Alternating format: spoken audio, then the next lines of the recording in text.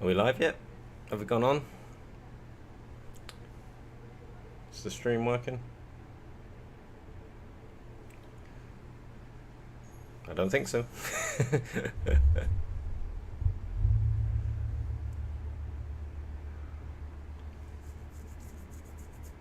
Hello, internet. Are we on yet?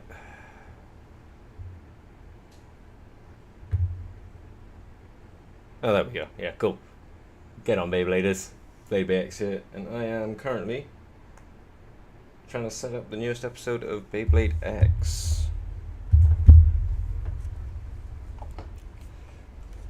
Judging by spoilers I have seen from thumbnails and such. God. It looks like they've just kind of stretched out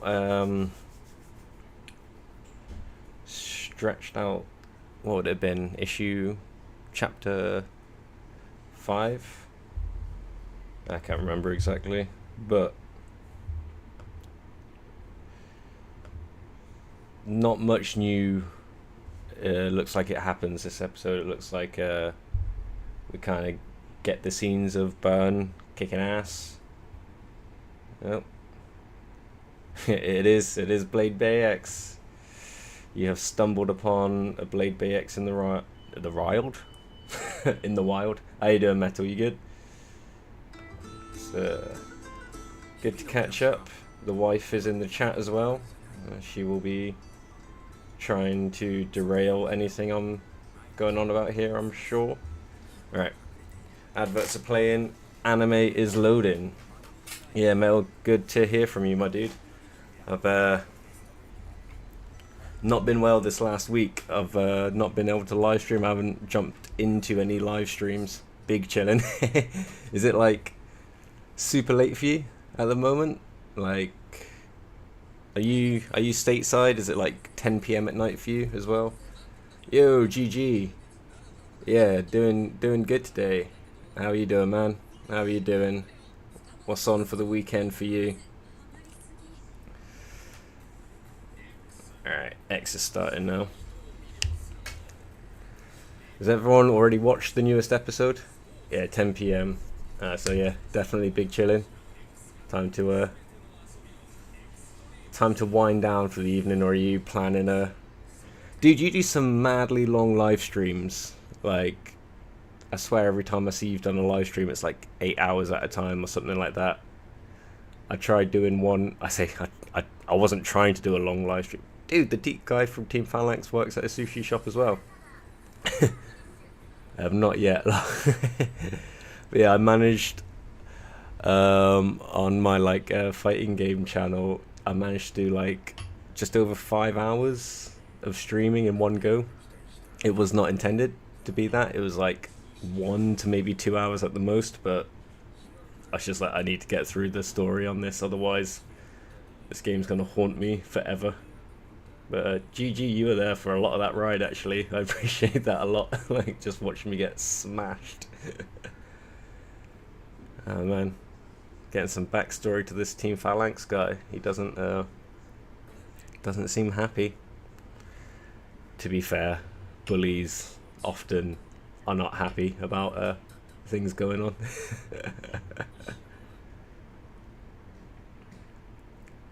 You should stream games and stream Beyblade. You are not incorrect. There is a lot less setup involved. Like, it's been nice since I've been on the PC. Just log in and you can literally just start playing and it'll just stream as you go, which is convenient. I haven't got a capture card, so I haven't been able to like try out streaming from my Twitch, my Switch. I haven't been able to try out streaming from my Switch yet, which is something I'd like to do. Maybe jump on, play some like I don't know, Smash Bros or something like that. I do have Discord. I do have a Discord. Let me just Well, I say I've got a Discord. I've got my own personal one. I should probably set up like a Blade X Discord or something like that at some point.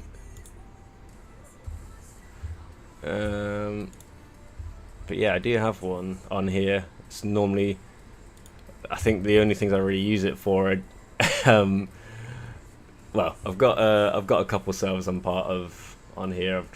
I've jumped on the WBO one as well, but I'm not really in any sort of way active in that, or really like checking up on it much. But yeah, it's there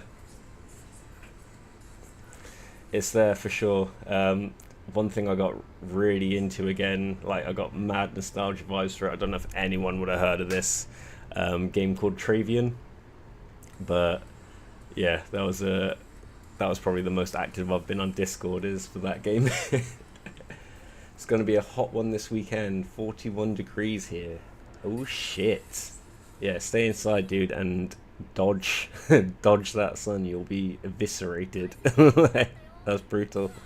Like proper brutal. I think it's like 30 at the moment here, if that. I mean, it looks hot outside, but I haven't been out much today. Let's check the weather. Yeah, 30. 30 feels like 33. Yeah, I just got a request from you. You found me. You found me. How do we do this? This is how much of an old man I am.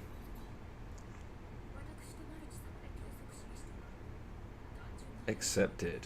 There we go. Now 41 degrees Celsius is like abusive. That bloody war game. Yeah. Now you've lost me to Beyblades.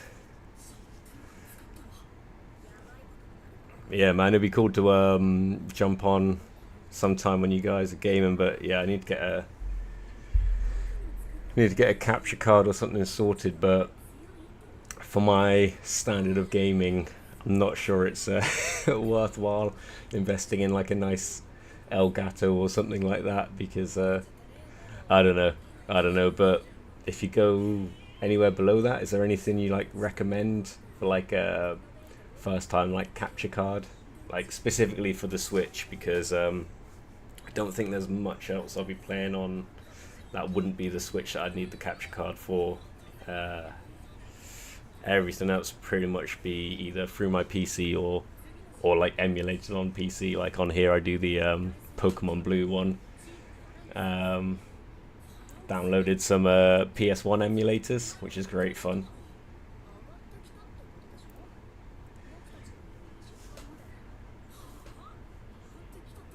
Okay, older models. I don't know like the kind of lines and names, but I'll have to do some like proper research. I'm sure it'll take like 10 minutes to find out what the best one to get for my situation would be. Sorry, I look like I'm squirming around. I'm itching the crap. I got mozzie bites all over the back of my left ankle at the moment, and they are bothering me. Alright, I'll try and behave myself. Everyone's got Phoenix Wing, bro. Like, do you guys have copies of Phoenix Wing? Like, I'm really lucky, I got a bunch of copies, but I know outside of Japan it's just a pain in the ass to get your hands on.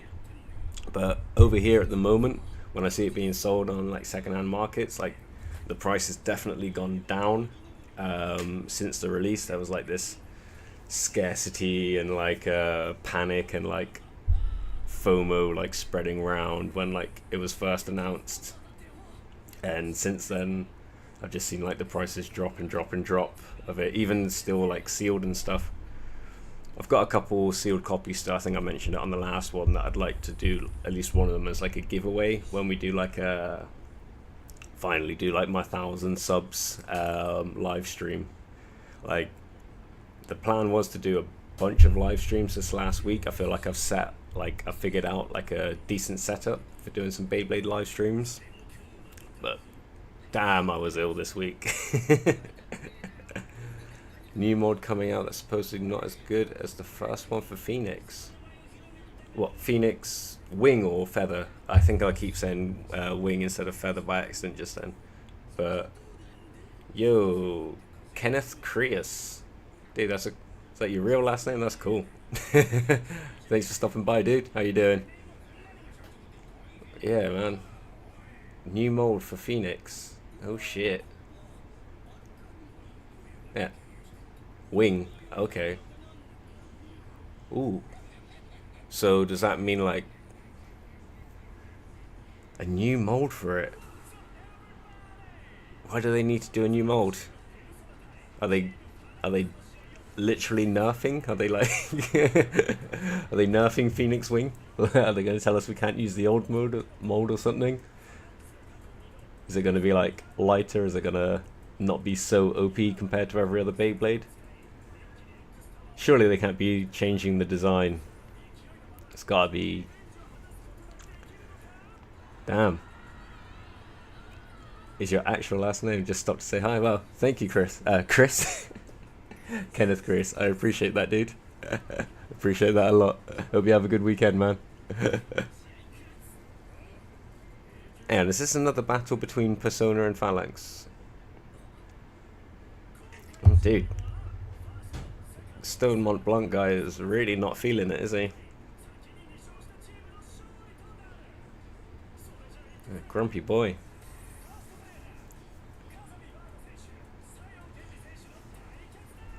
Where'd you find out the information about them getting like a new Phoenix Wing mode? I'm gonna guess Twitter or probably Zanky. Like, I didn't get to watch any Beyblade news the last couple of days, so yeah, I missed out, but I'm assuming if it's Beyblade news, it's probably Zanky that's reported it. Like, he's pretty on it. Like 50 uploads a day. Is Team Phalanx all going to be using Phoenix Feather? That's sad. Oh, that's why the Still Mont Blanc guy's so grumpy. Such a shame. T and J or one of Zanky's vids. Yeah, makes sense. Makes sense. Yeah, I made a Twitter for the Beyblade and stuff, and I think like a couple weeks after I made it, I saw that Twitter, or I saw that it was trending on Twitter. Everyone was posting about Beyblades, trending on Twitter. So I think I like made one post. It probably has no interaction because I haven't been on since I made that post to check it. But yeah. Forgot Phalanx has feather. Everyone's got feather. Everyone has feather. Probably watched the episode on Monday with Elliot Sampson. Isn't he like, I saw some posts on his page, isn't he like traveling at the moment? Actually, yeah.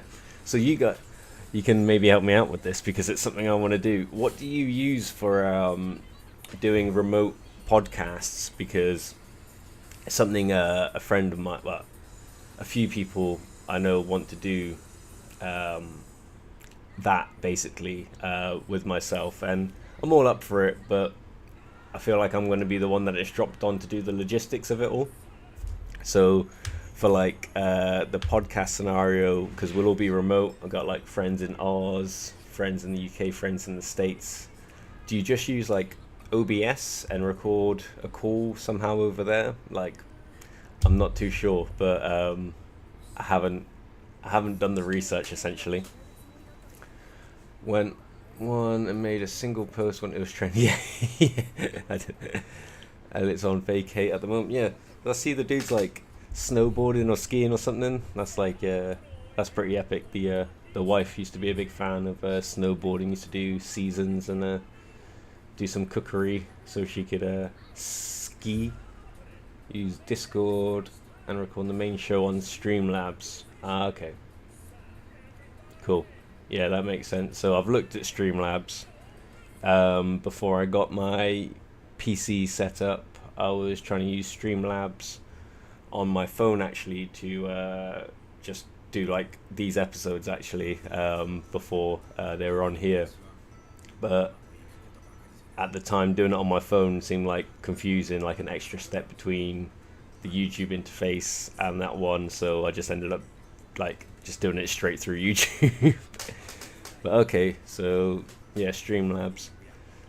I'll have to do some research on that, but yeah, it'd be cool to do that, like um, maybe even sometimes on things like this, like drop in and like do interviewee segments and things, just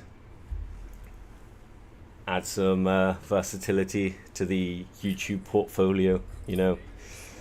Um,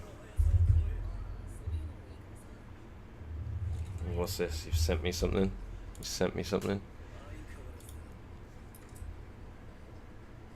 Metal Tops Inks layer, secret layer. I'll join up to that, my dude. Yeah, man, I'd really appreciate that. That'd be really cool. Ooh, what do I wish to do here? I'm here for Beyblade. I'm here for gaming. I'm here for both.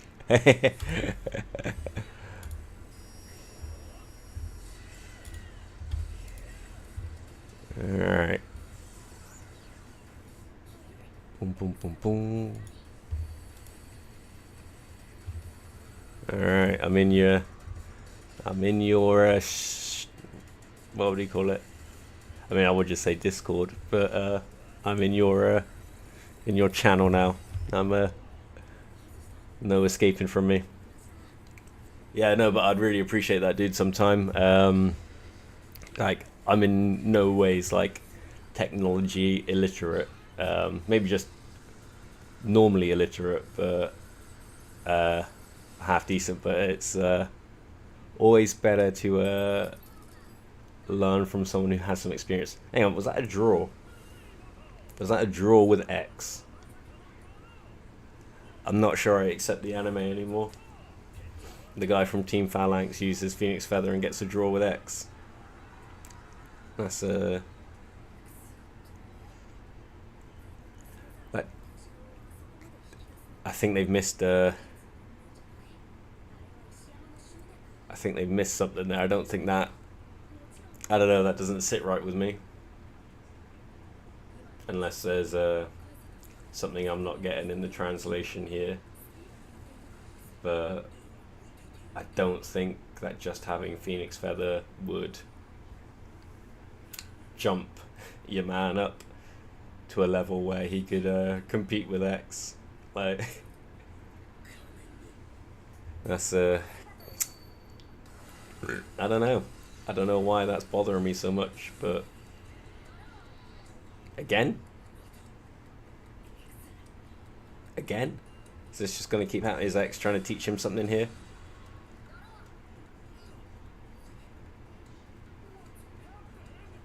So X is just going to keep matching him until he plays his own Beyblade? That'd be pretty cool, wouldn't it, if you could just decide when you lose and like draw or whatever. Like, just burst.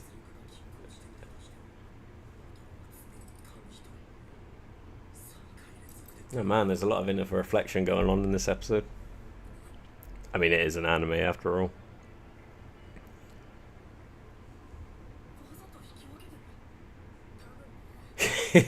Yeah, Carmen and Taisho creating sushi.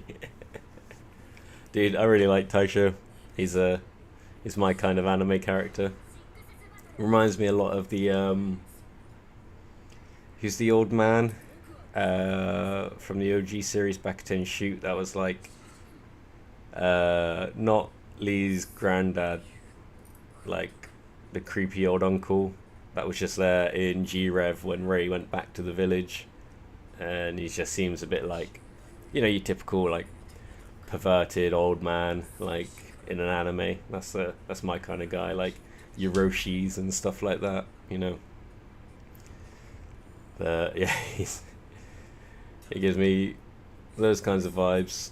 I mean, his only real employee is a maiden, and And I guess now an idol is working part-time at his shop as well. So the man knows what he's doing. The man knows what he's doing. He's no one's fool. Haven't finished G-Rev, but you got to that part. G-Rev's good, man. Episode 12, okay. Okay, so all the Blade Breakers have split up. They found their other teams, and everyone's getting ready for the Worlds. That's cool. I like that in G-Rev they flipped the script. Normally it was like mini arc, then the second half of the series was the World Championships arc, and this time they kick off with the Worlds, so you know the shit afterwards is gonna be like hype. Like, so yeah, man, it's good watching. I'm gonna be going through them again from the start soon, because actually relates to what we were just talking about with the podcasty stuff. Friend, we've been back and forth with some ideas for some stuff we want to do for a while, and one of the segments, at least, we've like really settled on, because we think it would be fun to do, because I didn't know he's watched hardly any of the animes he watched when he was younger in like dub and stuff like that in sub at all. Like, for me, I don't really watch new animes ever in dub now, but all the stuff I watched as a kid in like dub growing up, like your Dragon Balls, Beyblade, like, and stuff like that, I've watched all of them, like Yu-Gi-Oh and things like that. I've watched all in like sub like a million times as well. Like, just rewatched these series in dub and sub like too many times. You know, when I was meant to be at uni studying, I was in my shared house like watching a lot of anime. So yeah, we want to start picking like a couple episodes of like a series or something, and we'll watch it in the dub and then watch the same episodes in the sub, so we can kind of compare like how the storyline changes, and all the other comparisons like voice acting, all these different things, and such. But yeah, could be fun. Oh shit, discarding that Phoenix Feather. Stone Monte Blanc. It's about to come out. Yeah, first OG series. For me, it's hard to beat. Not just because of like I love the series, but how good it looks. Like, I still think V-Force and G-Rev look great. Like, I prefer the character designs of the first season, to be honest, but they still look great in the two following series. But I mean, it makes such a big difference to me having actually animated, like hand drawn, like 2D Beyblades. It just makes everything look so cool. Makes everything look kind of unique as well. So like, I know the Beyblades don't perfectly match the ones we get in real life, but like, I'm fine with that. Like, it allows me to imagine the one I've got being, or when I was a kid at least, being that anime one, you know. And then it creates a market for people like the Benchblade and stuff, and like Ghostmaster, who have made the anime versions of Beyblades, you know. Like, I think that's cool. Like, oh shit, sorry, I just kicked the crap out of the camera stand then. Young man of 22. Damn. Would I want to be 22 again? There's always that thing. I'd probably not actually. Probably not. Beyblade with Metal Fight. You respect the back of 10. Looking forward to you covering the OG series. Yeah, man. I'll be doing some watch-alongs for it for sure. Like, more chilled up. It probably won't be like a watch and unbox kind of stuff like I do for these ones. It'll just be straight up like, let's watch some back of 10 shoot and see how many episodes I've got time for, and it'll just kind of run like that. But yeah, Kenneth loves back of 10 shoot. You should love back of 10 shoot. It's good for you. Gain the respect of back of 10 shoot. Oh shit, the battle on X is getting intense. Okay. Dranzer gets it. Spoiler alert. Spoiler alert, Dranzer gets it. Need to watch G-Rev and then watch V4 sub. Fair enough, yeah. I think V4, I think just sub's always going to be more intense and darker because it's Japan and nothing's like censored, and like kids TV doesn't really mean kids TV over there, you know? like this is more like kids TV, the new Beyblade series. Like V4 dub, and it was horrendous. Nah, man, I know what you mean. Like, I know what you mean, but damn, there's something about that era of like the cheese, the absolute cheese in the dubs, where it just, I cry laughing. Like, if you watch the OG series, back at 10 Shoot, like, think what you will about all the dialogue between the main characters and stuff like that, just for your own sake, try and enjoy the dub of the commentators for the Beyblade matches, because there is no way those two aren't just there in the recording booth taking the piss the whole time. I love it. It's like if you ever watched the movie Dodgeball, like was it Pep Cotton and whoever, I forgot his name now, the actor's character is, just that kind of back and forth. It's exactly the same as that, and it is so bad and so funny. Like, I properly laugh out loud listening to them saying like absolute nonsense, or just being like really matter of fact about the absolute insane stuff that's happening in the Bay Stadium. Everyone's so whiny, yeah. But that's because they're all meant to be like, are they all meant to be teenagers by that point? Ninja Scroll was going to be a nice cartoon about no, Ninja Scroll was not a nice cartoon about ninjas. It was I love Ninja Scroll, the movie and the series, but yeah, it's not like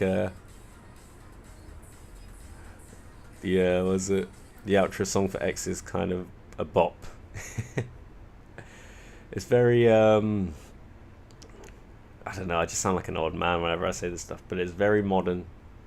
It is quite young.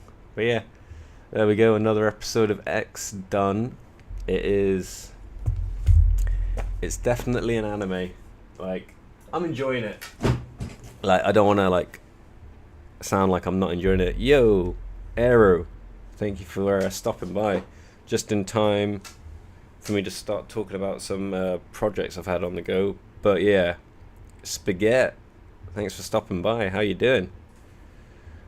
I will see the dub for MFB is not good. The open line is Be the Bay. That's pretty funny. X intro and outro are good, but the episode music kind of mid. Fair enough. I get the intro music stuck in my head quite a bit, not gonna lie. At the moment, it kind of, when I'm like driving around, I go between the X intro and the Mashal season 2 intro. They're just like back and forth in my head constantly. Personal favorite X episode is 17 because we see the bleeding world fall apart. yeah. Yes. Aero, I am good, thank you very much. Can you see the Dranzer? Which Dranzer would you like to see? Because I have all of the Dranzers around me at the moment, actually, apart from my HMS one. But I will definitely be going through the Dranzer stuff. Not too high in MFB, it's good. I'm not gonna lie, I really am into going through the MFB series, because like I really love the Beyblading was never that serious memes at the moment, and MFB looks wild, looks absolutely wild. Like, that's one thing you've got to look forward to, Metal, is, I don't want to spoil anything, but the latter half of G-Rev is fucking just shit explodes. They're doing so good at making me fear Burn and Phoenix Wing. Yeah, man, he looks super sinister. Super sinister. He's got that wiry frame. He's got that like rich kid, I don't care if I see everything destroyed kind of attitude, but also that dark kind of sadness. So you don't know if he's being manipulated or he's I don't know. We'll have to see in the manga as well. Decent show, but it's not the greatest thing in the world. I'm afraid they'll do Burn what they did in the manga battle scene with it and just like ditch him. GG. You're like, I'm gonna have to like set up some kind of like big like tournament between GG and every Metal Fight fan. Yo, Galactic, good to see you, my dude. Thanks for coming by. Hope you're having a good weekend. If it is the weekend for you, it might be Friday night for you still. Sorry, actually. Do Burn dirty? I don't know if they're doing him dirty. I think he'll be back. I don't think it's as simple as he's just going to be that one time like 2-chapter kind of like villain. I think for me, I think this whole like Yggdrasil drug company thing could be a thing. Like, I'm just like speculating like shit here, but I think if anything's gonna be some big like Beyblade Boris kind of evil taking over the world child soldier through Beyblading scheme, it's probably gonna be Yggdrasil. Ryuga Simpson, the worst of them all. Did Burn so dirty in the X manga? Wait, I think I missed it. I can see Dranzer one more time if you showed it. Oh no, you haven't missed anything. I haven't talked about the Dranzer stuff yet. When's the deck testing video? So, good question, Spaghetti.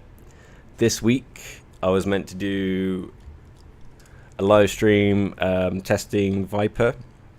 I was either going to record or live stream the deck testing video. I was going to spend a bit more time on my Galleon, like quite a bit more time on my Galleon video to do a little bit more about it. But I didn't get to do any of that because I was super ill. I was ill last week, hadn't really gotten over that, and then my son got ill over the weekend and I had him home with me. I caught whatever he had, and then after teaching classes at the start of the week, when I got home, I was feeling rough and not much of a better way to put it. Like at about 1:30 a.m. that morning, the world just fell out of my asshole and I could not get myself right for pretty much the rest of the week. Yesterday was my first day feeling a bit more human. So yeah, I went back to teaching yesterday and everything. Managed it okay, but I couldn't couldn't do any sparring, couldn't do any rolling for fear of turning my white uniform brown. Apologies for the vulgarness. But yeah, so a little bit better today, and then I'm hoping next week I'm kind of catching up with the backlog of stuff that I wanted to do this week just gone. So yeah, the deck testing video should be this week. If not, it will be a live stream this week along with the Viper Tail testing. Alright, so not a typical unboxing I have for you today. Along with not being able to film much, I haven't really been able to get out much. I haven't been doing any ordering of like random stuff on Facebook Marketplace.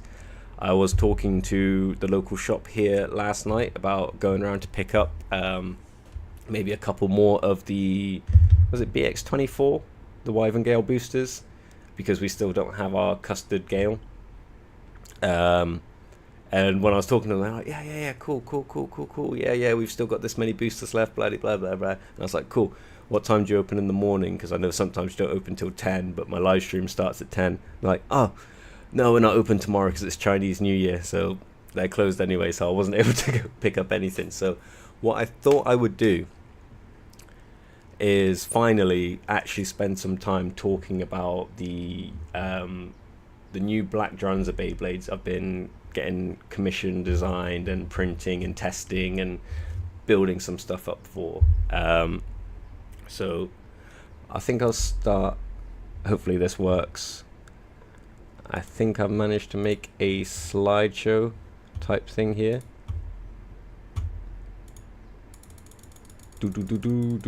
Yeah, let's scroll through this quickly and get to the chronological beginning of all this nonsense. So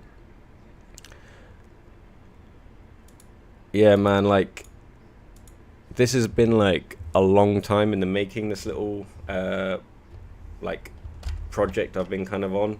Let me fish some parts out of this box here, because there's a lot of stuff.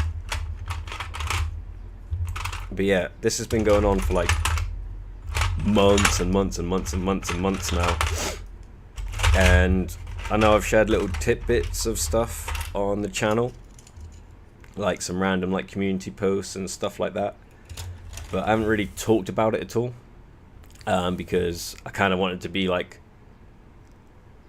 quiet about stuff until I actually had something a bit more solid to do. But it didn't even start off with this guy.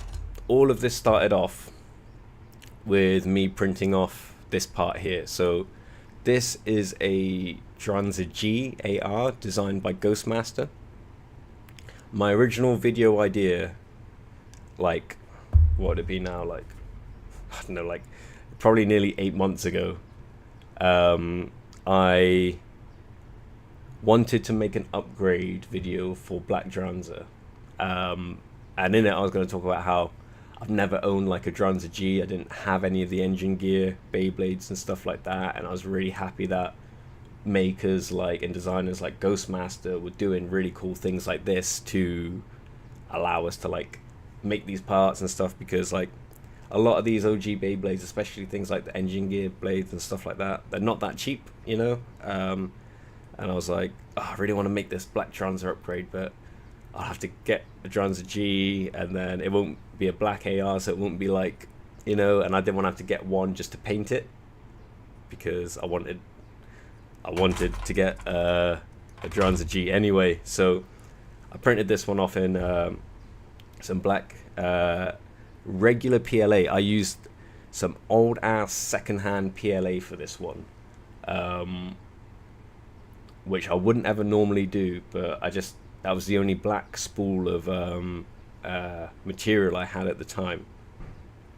And so I painted it up to try and make like a bit of a Black Dranzer design, but I put it up against the OG Black Dranzer F, and I think in the first couple of battles it broke. I don't know if you can see the shine from a bit of a glue back here, but that was the first time any of my printed Beyblades had broken on me like that, and I was wondering what the problem was.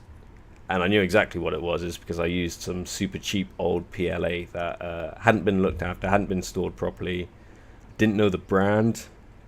I just knew that it wasn't great quality, and when you kind of like pick it up, it was too brittle, like, which you do not want in any of your printing materials. Like, the most brittle material I've worked with is this like wood effect PLA.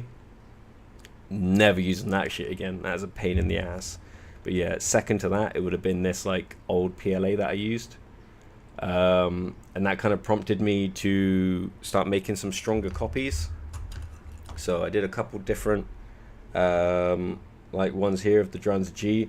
I did a PLA plus one, which is like half black, half green, just because I hadn't tried doing that before, and I thought it might look cool, which I think it does. I really like the look of this one, and this one more than strong enough, but it's what got me into testing ABS for printing with.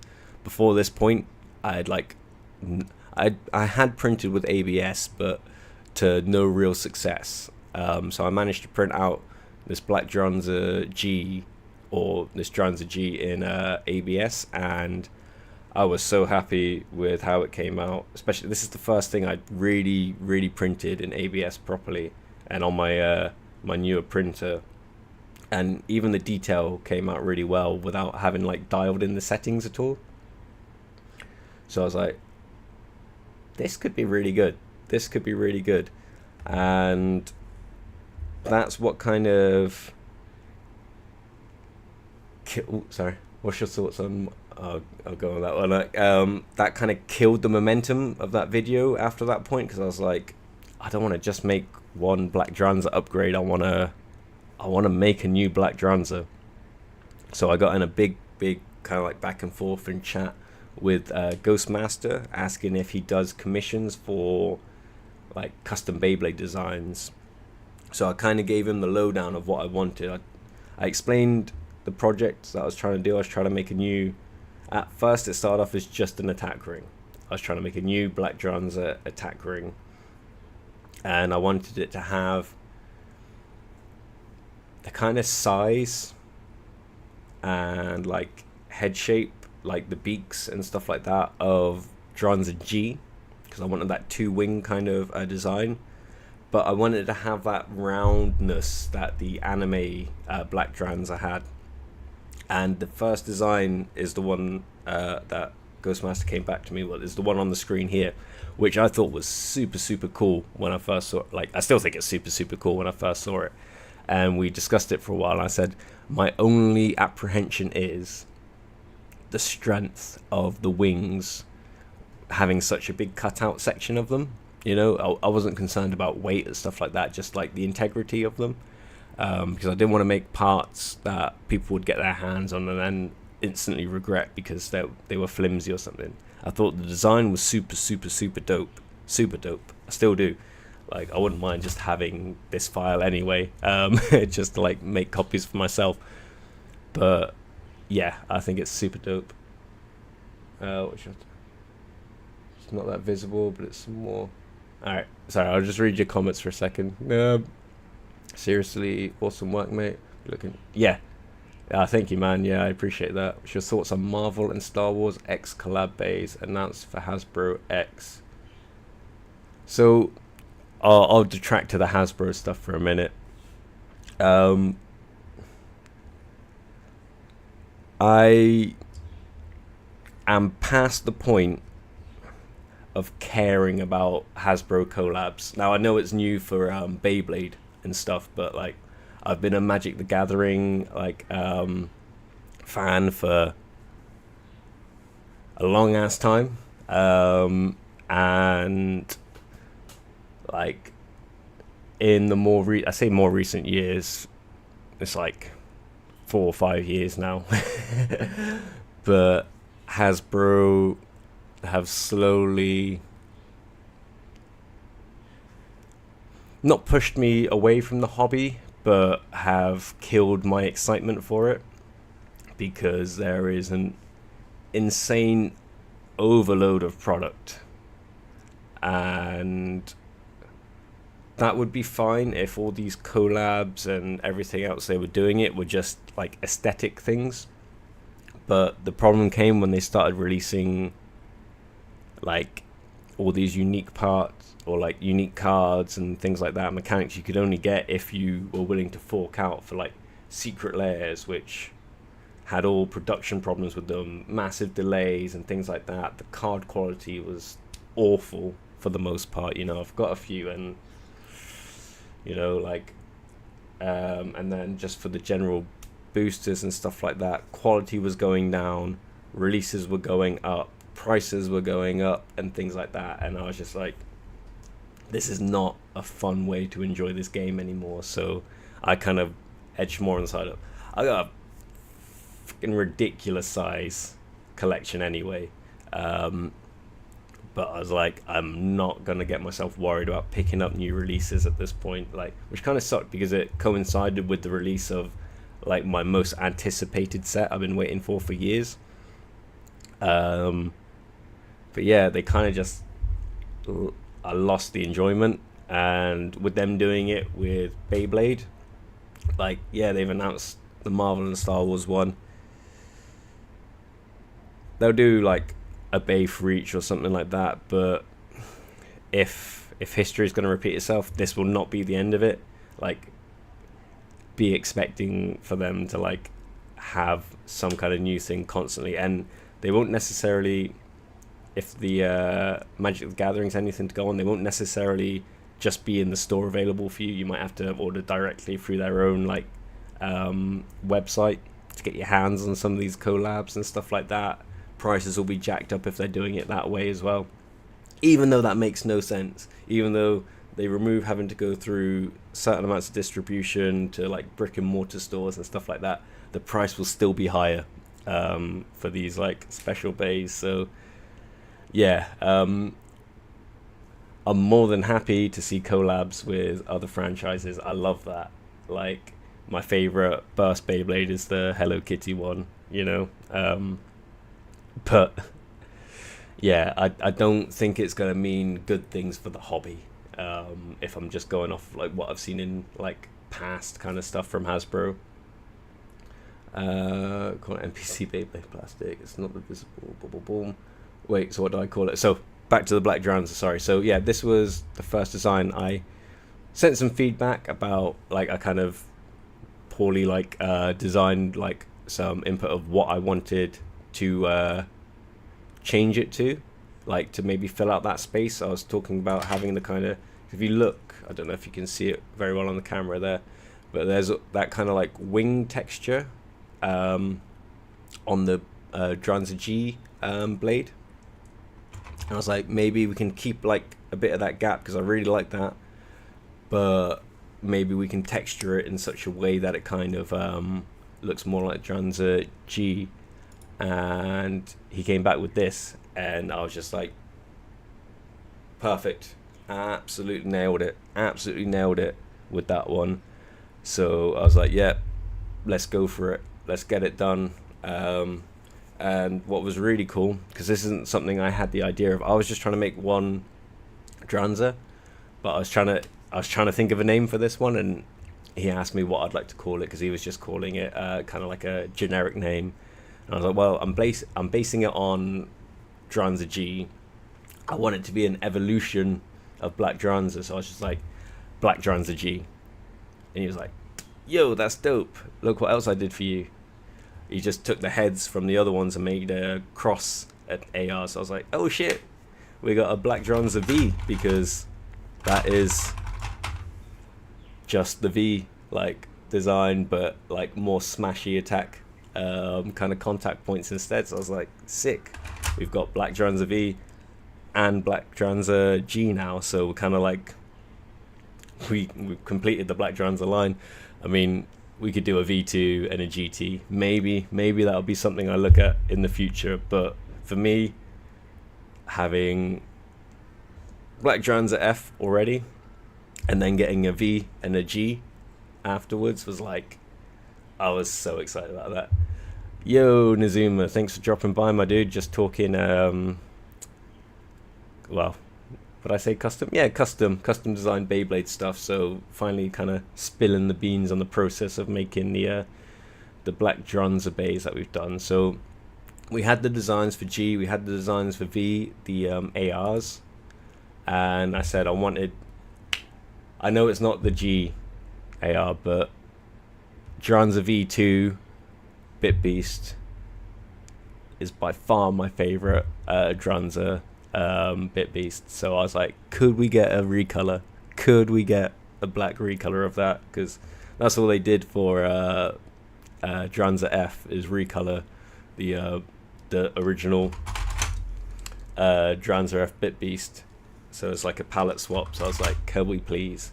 And I think you'll agree that's pretty sexy, pretty damn sexy. And this is what it should look like when it's all stickered up, which I don't know about you, but I feel like it captures that like late 90s, early 2000s kind of like vibe like perfectly. I was so happy, like so happy with everything like Ghostmaster had been like putting together for me. How expensive is the molding it? So it's not actually being molded. All the parts I'm making, the plastic parts anyway, are all 3D printed. So underneath my desk here is kind of like my workshop.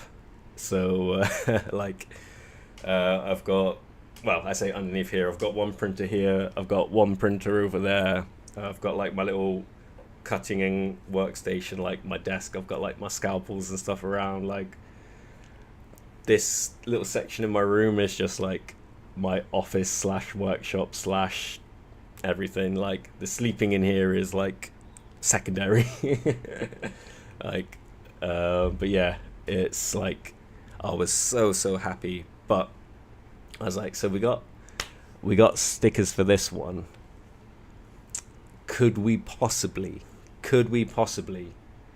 invert the colors on the head, and could we maybe make a sticker sheet for a Black Dranzer V? And yeah, we got it. And I think it looks super cool. So yeah, this is the sticker sheet for G, a sticker sheet for V, and I'll go into this in a second. So so along with those sticker sheets and stuff, I have actually asked for, because I've got all the files for like the Dranzer G, like the actual Dranzer G files as well. So I asked if I could get I haven't got a picture to show you, but a kind of like recolor of that, so that we could have the V2 Bit Beast with V, and then when we have the G one, we could have the GT Bit Beast recolored in black. So I will have both, of course. If you ever get your hands on them, you can do whatever you want with the stickers. You can put them in whatever, and this and that, whatever. But I wanted to have the options, so we'll have the V2 black recolor. We'll have the GT black recolor as well. So yeah, those will be the finished sticker sheets. We're just actually, I need to send $10 over to Ghostmaster, but I'm getting some high quality images of those done, because that's what the delay's been at the moment. Is two things actually. So the first one with the stickers, like Ghostmaster's been doing a fantastic job on this, but the guys I've been talking to for actually making the stickers, they needed higher quality images for one, but also because they need to be able to cut like vector lines into it, so they can have like cut lines for everything goes. So now we're just waiting on high quality versions of some Bit Beasts, and then they'll be able to do that. I'll be able to get a color proofing from them, and yeah, then we'll kind of be on a roll. So I'll have all the plastic parts and I'll have all the stickers soon enough. But another part I wanted to get made for it, and this is the one that's been annoying me, because it seems like everyone over here is just like goes quiet when it comes to actually like getting things done. But when I was a kid, I went over to the Philippines when I was like 10 years old, and I came back with a lot of new Beyblades that hadn't been released in the UK yet. So like some real ones, the Karatome ones, like the RC Beyblades and stuff like that, they hadn't been released yet. But I came back with a bunch of fake stuff. Now I've shown you some of the insane golden lead parts that I used to get, like the huge massive weight discs. But my favorite thing I got, this isn't one of them, but you may or may not know the gyro defense weight disc. Now you can't actually use this one because of these notches. They stop you from being able to put your launcher in. But they had molds of these, and you could buy them without these notches in. Yeah, they were made out of lead, so I wouldn't recommend actually getting them. But you could also get these ones, and people are just like angle grinded these little nubs off. I'm not saying I want to do that, but damn, it was a good weight disc. Perfectly round, decent amount of weight to it as well, compared to other weight discs. But the fact that it was perfectly round made things like my Dranzer S combos actually good. I say good, better than everyone else's Beyblades. This weight disc was the shit. So what I really want to be able to package together is a full plastic Beyblade, like Black Dranzer V and Black Dranzer G, a weight disc, and a sticker sheet. So it's kind of like just getting an actual like new original Beyblade. So do you have any idea of weight, attack ring, thickness, specs? Yeah, so I'll get onto that in a second actually, but the next thing that we kind of got on from that point, I was like, okay, I've got ARs and stuff. I need blade bases. Now, I had access to files for like the Dranzer G one. I was like, okay, we could just do Dranzer G, but it wasn't original enough for me. So I kind of talked to him about things that I wanted. So for Dranzer, the Black Dranzer V, it was much easier because like, oh sorry, it's pulled into a couple parts at the moment because I've got the combo built for a OG tournament. But here, so like with Dranzer V, like most Dranzers, there's the tip switching gimmick. So what we ended up doing was actually designing 2 different tips for Black Dranzer V. I don't know how well it comes up on the video, but if you can see, the one that's over here is kind of like more of a semi-flat. It's a bit more aggressive blade. Still, I'd call it a balance type, but it is quite aggressive. You can flower with this. You can go for the attack with this guy. But this one's much more rounded, much more of a stamina kind of tip. I really like both of them. But yeah, this one will come with 2 separate blade bases. Basically, you'll have 2 designs in this one to use. Just because Dranzer always like has tip switching capabilities. Now, with the Dranzer G,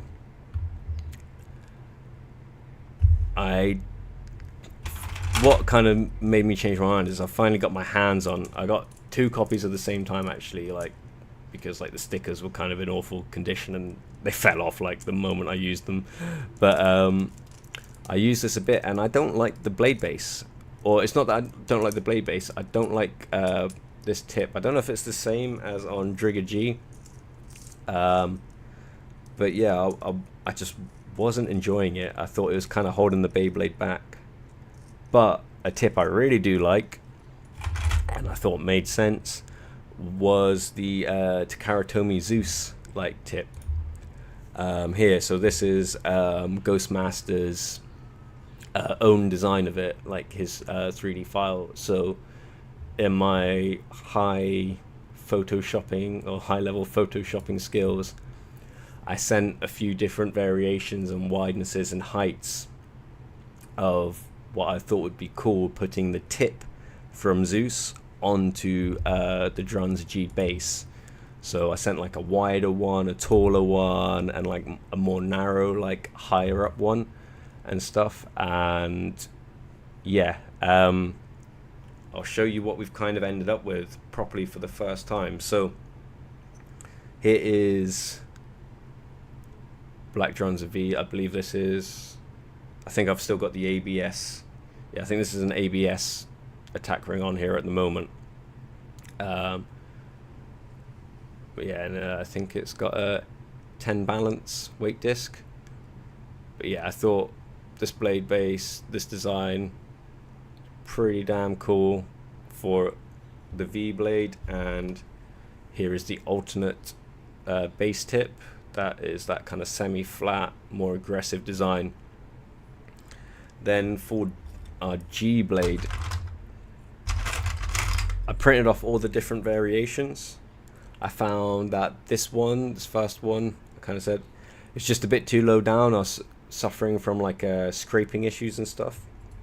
So I found the perfect one, which was actually the second tallest one. I love this blade base so much. I think it's really good. I think it's really good. I really, really, really like it.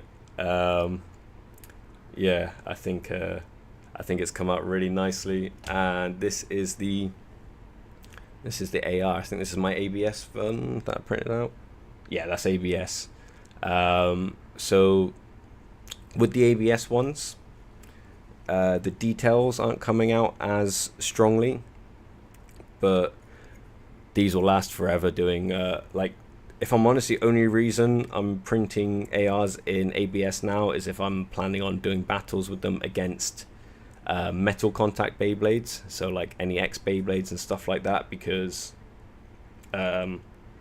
yeah, the PLA Plus is more than good enough. Like more than good enough for battling with like OG Gen Beyblade, and it's fine for, if I'm honest, it's fine for battling with metal Beyblades as well. They're going to break at the same rate as any other plastic Beyblades would, but I much prefer battling the PLA plus stuff against the plastic Beyblades. What's going on in chat here? Make them nice and heavy. Do you have any idea? Yeah, so I'll weigh them up in a second. So I'm actually trying to make everything. I'm not trying to make anything overpowered. I'm trying to make everything work and fit into the meta of current like OG Beyblade back and shoot parts. Like if I just like made like a part that just tears everything up, I don't think that would be much fun. Like I want to just inject some new blood into the meta, you know. I want to 3D print a bay so bad. I learned how to model my drawings on Fusion 360 from someone in the WBO's video. Nice. Fusion 360 is hell of a program. I personally have done most of my modeling on the free browser one, Tinkercad. I really enjoy playing around on Tinkercad. But I've had to play in Fusion 360. I've had to play around in some like pretty decent like CAD software as well, like Sculpt 3D as well, and all these other little bits and pieces. But now I have Blender on the PC, which is something I'm gonna sit down and try and spend some proper time learning at some point, because that would be fun to be able to not just make 3D renders and stuff, but like maybe even make some like digital assets that could be used for stuff. I think that would be really fun to learn that skill, and I'm really into like VFX stuff and things anyway, so having a little bit of hands-on knowledge of Blender would make me appreciate it even more, I expect. Just search Fusion 360 Beyblade tutorial. Oh dude, yeah, promote it. Like, do not worry, I'm not precious about stuff like that. Like that's just really cool that people are making stuff like that. So yeah, 100% promote it. It'll probably be helpful for me. PLA is pretty durable. Yeah, PLA is okay. Get PLA plus. There's like next to no difference in the price of them anymore, and to be honest, I don't see PLA, like normal PLA, being sold much anymore anyway. It's all PLA plus. PLA plus is a fantastically strong and durable material. Really good. It's like strength for like, it's strong. I don't know what the best way to do it. This isn't even full PLA plus. This is half PLA, half PLA plus. And I mean not even half, like maybe a third PLA plus, and it'd still be more than strong enough for Beyblading. But like ABS ones, honestly, like they're super sturdy, but you don't need to be printing in this just for like your Beyblade parts at home. I've gone a bit overboard doing this, if I'm honest, because you have to deal with things like the toxic fumes and all that nonsense coming off ABS, but like it is fun printing in it. I like the fact that I can make ABS parts at the moment, not gonna lie. But PLA plus, 100% what I recommend. Much easier, much more manageable material to print with and play with. You don't have to worry about getting any kind of specialist printer to be able to do PLA plus. Like if it can't print PLA, don't buy that printer because it'll be awful. But yeah, basically trace your drawings and have it free school ID. Oh nice. Oh cool. So yeah, that's one thing that's handy about being at school or college or something like that, is access to their stuff. I remember when we were trying to do music crap, and all of my housemates went to like music college. So even though we ended up making like a really good, like well-equipped like home studio recording space, like being able to go into like a proper one that was like properly like sound balanced and like sound, they'd taken care of the sound design basically in the room for recording, was really nice. Just being able to drop in and use all the big like analog like boards and stuff. Sounds good. I like the idea of keeping them balanced. It's okay, I'll get to make a OP version for you.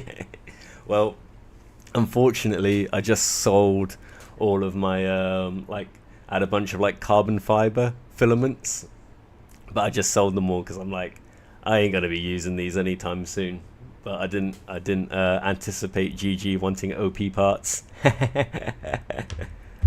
But yeah, maybe down the line, I'll make like a carbon fiber Beyblade or something ridiculous like that, like completely over the top. Like I'll get like a fully metal like Black Dranzer like CNC'd or something. That'd be pretty dope. But yeah, so that's kind of like where things are going with the Black Dranzer, like Black Dranzer V, Black Dranzer G kind of like journey at the moment. We're not too far away from having an actual kind of like full prototype product with the parts, the stickers, and like the weight disc and stuff. Then it'll just be organizing some like basic packaging for it. And yeah, like it's something I would like to retail. I haven't figured out the logistics of that yet, because I know for most of the people viewing, I'm in a bit of an awkward location in the world, but that's why doing these giveaways that I've done have been nice kind of like market research for me for postage and stuff from here. And to be honest, it's not that bad. Like I've posted out a couple like X-Bays to like giveaway winners and stuff so far. And like some meteor packages, because like one of the giveaways where we did the Dranzer, oh, can't see it because the slide in the way, but I did a giveaway for a Dranzer, and I had to send that one to New York, and the dude didn't have any X parts yet, so I sent him like a launcher and stuff as well, and that had to be part of the side. So the package ended up kind of being quite big, but like yeah, that didn't cost much to send either, so that's kind of cool. Did I make the stickers on my own or not? No, I did not make the stickers myself. These stickers were designed by Ghostmaster, so I commissioned all these parts that I'm showing you are all like things that I've commissioned through him to do. So like the stickers here, these are all commissions. I do have some stickers for some actual, like some OG scans for some actual Beyblades that I'm going to get sized up properly to, or I'm getting sized up properly to be able to do as well, because I've kind of tried to collect files on parts that are either hard to get your hands on or are kind of notorious for breaking. And so you want like to be able to do cheap replacements. That's why I've been getting things like Frostic Dranzer ARs, Grip Attacker ARs, Blizzard Orthoros. I've got all the Blizzard Orthoros stuff. I'll talk about that again in a second actually. OG Dranzer F, Dranzer G, Tiger Defensor, so like Trigger S AR. I've got a good collection building up, and I'm getting the sticker sheets and stuff like that together for them. Like I've got Galleon 2, the stickers for that as well. Like all these things, I'm building up a little collection, because one thing I would like to be able to do, I will have to make a website at some point for all of this, but once I hit the 3,000 hour watch time mark, so unfortunately I still don't know why, but YouTube's like holding about 600 hours of watch time from me, from my like total, which is really frustrating, because then I'd be super close to the finish line.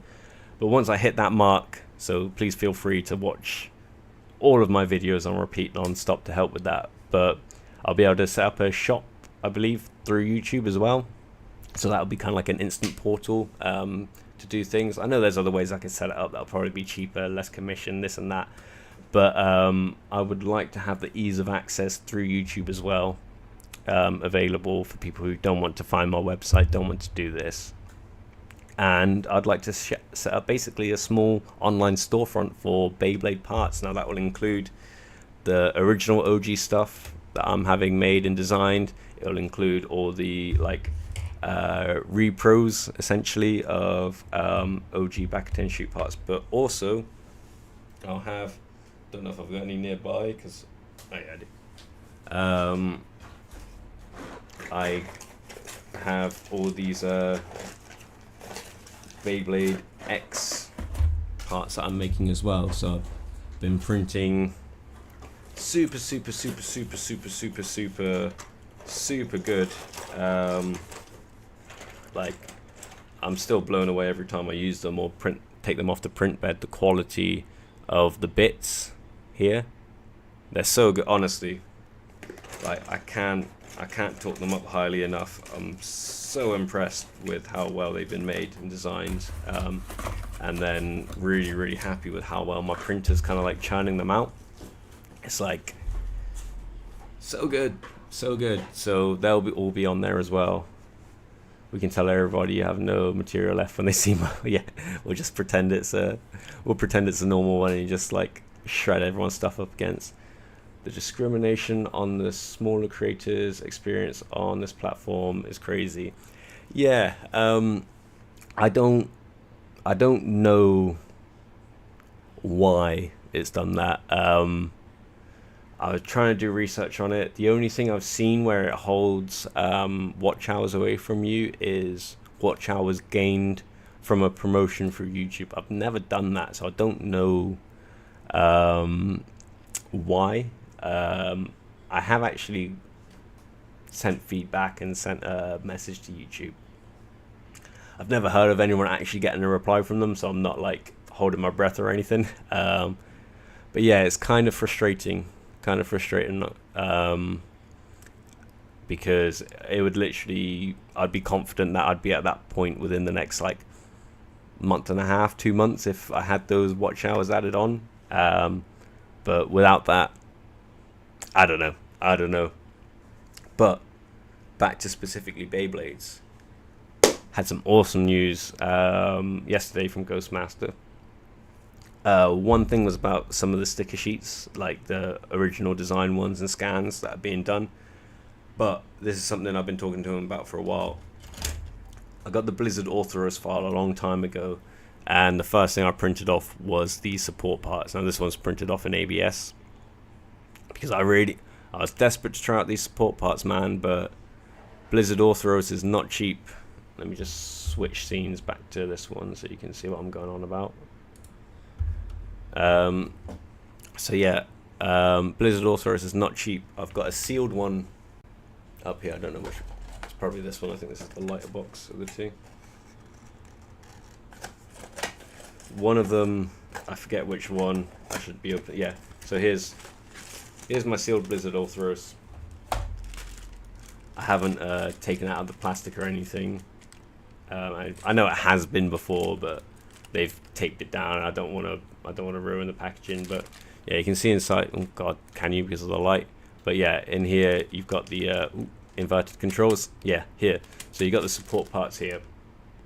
Now, I always thought they looked really good. I had no idea if they were good or not. If you go check on like Plastics DB and stuff like that, the info that they'll give you on it is that they're okay, basically, but they're not as good as, like, I guess you would call them the big three of support parts in back and shoot. So by that I mean defense ring, circle survivor I'm thinking of, and survivor ring, circle survivor. Yeah, those ones I think. The ones I'm talking about. It's basically just not as good a version as those. But one thing that was really cool about it is that you can, like, it's thinner than other support parts, so you can actually flip it over and have it going either way you want to, which is really cool.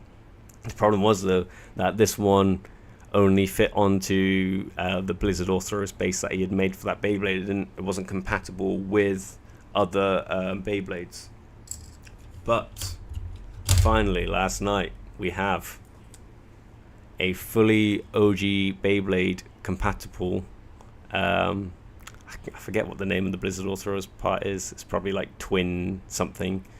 But yeah, we finally have one, so this will be something else I'll be able to offer up. And I'm going to be doing a lot of testing on this part because I've been waiting to use this part for a long ass time. I really want to find out how good it is as a support part. For me, I think it's one of those ones because in right spin this way, it's meant to add some extra smash.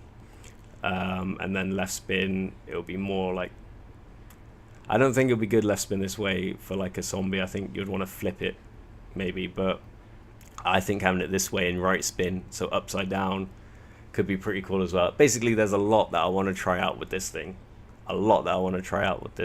I've been curious about trying it out for a super long time now, and now I'll be able to, and hopefully soon enough, if you haven't tried out this part, you'll be able to as well.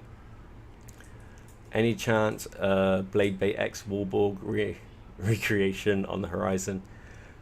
Honestly, if I can get this one done and I can get the process kind of like streamlined to some degree, then it'll just be a thing of when the ideas pour in, and I'll just try and make it happen, because you can probably tell I'm kind of into Beyblade. So yeah, like I do have some specific ideas for things that I would be pretty keen to do next after finishing this Black Dranzer line. But yeah, like it's like getting the be able to do repros of parts that I think are like really good, or like just necessary to have multiple copies of without having to break the bank. They're things I've tried to collect, things I've tried to design. I like the Black Dranzer stuff, and yeah, there's definitely a few other parts that I've had thoughts in my head for a while of what I would like to get done. But yeah, I need to get this Black Dranzer project finished, especially if Karatomi does a bearing bit. Oof. Oh god, yeah, that would be cool. I think bearing bits are going to be like the strongest mechanic, at least until something I can't think of comes out for X. If they make bearing bits, they're going to be strong AF. I'd like to see what you could do with Warborg. I'm all in. How's it going, mate? Good bro. 12-hour shift, super tired, playing Yokai Watch. Oh, sick. Nice. Damn, man. 12-hour shifts. I haven't had to do that for a while. That's a long-ass day. I say I haven't had to do that for a while. It's kind of along the same vein. I'm going to have to, next weekend, part of this new job I've taken on for content creation for this business here in Phuket, I'm going to be going out to like a motocross event for the weekend. So that's going to be like 15 hours like road tripping in a big ass van with a couple bikes in it and a few dudes, and then being at the event for the day, filming everything, collecting everything, and then just jumping back in the same truck and heading back. So that's going to be like, it's going to be like a good solid 48 hours, I think, of just like no real rest, if I'm honest. But I'm looking forward to it. It's not the same thing, I'm sure.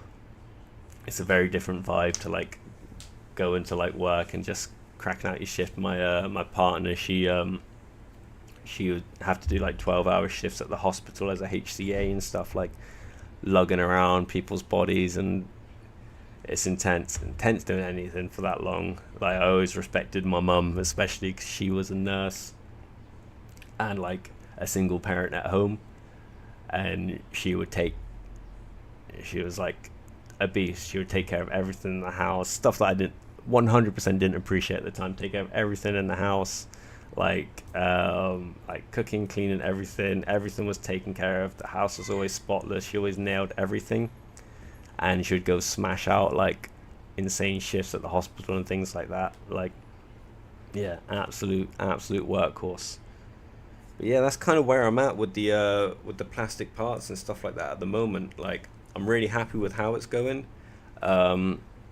Hopefully, maybe by the end of this weekend, I might have like high quality images of the bit beasts, so I'll be able to send the sticker sheets to the sticker makers, get a like a color, what do they call it, like a color sheet or something, like a test one made up, be able to check it out, see if everything fits, lines up properly. Hopefully it does, because otherwise everything will need to be resized again, and we'll have to go for all that crap. But if that all works out, then it won't be long. I'll be able to get some like full sticker sheets made and send out some samples. I've got Nizuma. Nice that here. I know we sent a couple emails back and forth. But so the stuff inside your little package that I'm sending out with your thingy has already changed a little bit. I've already got the new support parts printed off and packed away in your box for you there. So you got a few goodies coming your way to play with. It'd be awesome to get some feedback on how you find them, because you're pretty into your plastic Beyblade as well, so it'd be nice to get your opinion. Shorter shift tomorrow, so I've got to do some content when I get off, and then another long one on Sunday. Ah man, see the life of a content creator. Just like, that's what happened with the Galleon Bay. Like, been feeling rancid and ill, like so ill, and I'd been doing a stint of editing stuff for this new job I've taken on, and we're pretty deep into that editing project at the moment, because if I'm honest, I love the guy I'm working for, but the dude can't make up his mind on anything. So I wanted, like, we're building this intro video for the project he's doing, and from the shots I'd gotten from everything, I kind of in my head had worked out, okay, if we could script something, I think this video will probably be around like the 7 to 9 minute mark and stuff like that. So for about 2 weeks I was kind of like probing him to script what he wanted to talk about, introducing the project we're going on and stuff. That never happened. The script didn't get done, so I ended up having to kind of like prompt him and freestyle and direct the interview and the kind of like proclamation of his intent for the video series and the project that we're doing. And it was a bit too loosey-goosey, so I ended up with a solid wall of 30 minutes of talking, which I managed to edit down into a legible 13 minutes, and have now edited even further down into 10 and a half. But like, we went through it together last night, the first time sitting side by side watching, and what was really good for me after that was knowing that he was happy for me to really hack and chop and change things around in order to make sense and make it a bit more coherent. I was like, cool. Like, I've got the footage, I've got the things, we've got all the audio. I'll be able to sit down and maybe sometime later today after the stream, or tomorrow, I'll be able to get that all dusted off and finished for you, if you don't mind me chopping it down that much. And then today I'll wake up to messages saying, hey, I think I'm going to script something for that and we can record it again and do it to that. I'm like, it's not as straightforward as that. It might be nice, it might be easy enough to do it, but it just means I'm gonna have to change all my shot orders and everything. Like, it basically means I'm gonna be editing a new video from scratch. Not scratch, I've got the files already, but yeah, so I don't know, maybe before we get a chance to record it, I might just really have a hard go at re-editing the dialogue so he's happy with that, so we don't have to do it all again. Because that was so many hours editing already, and then now just being told, yeah, nah, fuck all that, we'll start again. I'm like, so I was kind of like smashing out like hours throughout the day of doing that, and then I was like, I cannot look or listen to this video anymore. So I just opened up the file where I had some screen grabs of like some Lee footage from OG series. I was like, fuck it, I'm making this video now. I haven't been able to do any of my own stuff all week. Like, I'm just gonna smash this out. So I think that video was done in like probably less than an hour, including the time to render it out, which is good. I'm happy with that. Like, if I can crack out videos that quickly, but there's a lot more that I wanted to do with it. But I was like so tired. You can probably hear it in my voice in the video. It's like 1 a.m. or something when I made that video. Alright, there's some chat going on here. Is everyone taking the piss out of each other? Let's go, new Nazuma content. Hey, let's go. Basically work, YouTube, and maybe a video game here and there for an hour. Yeah, pretty much. Old man bladers need our rest. Rest is important. If you can get at least get your 8 hours like of sleep, that's good going. I did not get that. That's probably my biggest downfall, is not making sure I get 8 hours every night. But naps, old man naps are important. What defines old man blader? Does your spine crack when you let it rip? I'd say. Or your elbows. or rather minimum age, old enough for plastic gen, born before it ended. I don't know, maybe born young enough to enjoy it, born young enough to let a Beyblade, a back shoot Beyblade rip, probably. Metal Tops is probably climbing a mountain whilst watching this stream and planning his next drink drive live stream. Good lord, if you were born before it ended, you're a burst baby. Whoa, I'm no burst baby. Baby? Man, I'm reading bad today. Let me drink some water. Nazuma, are you born late 80s or 90s? Don't put him on the spot.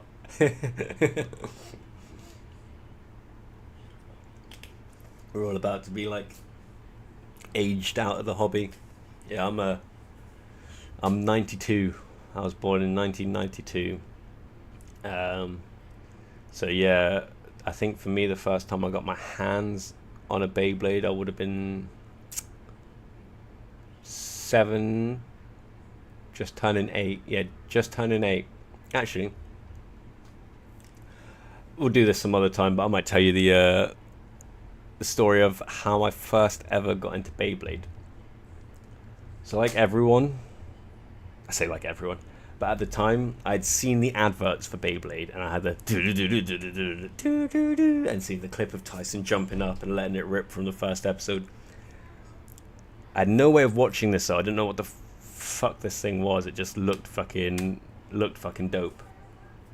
But at the time at school, the shit was still just Yu-Gi-Oh. It was Yu-Gi-Oh or nothing.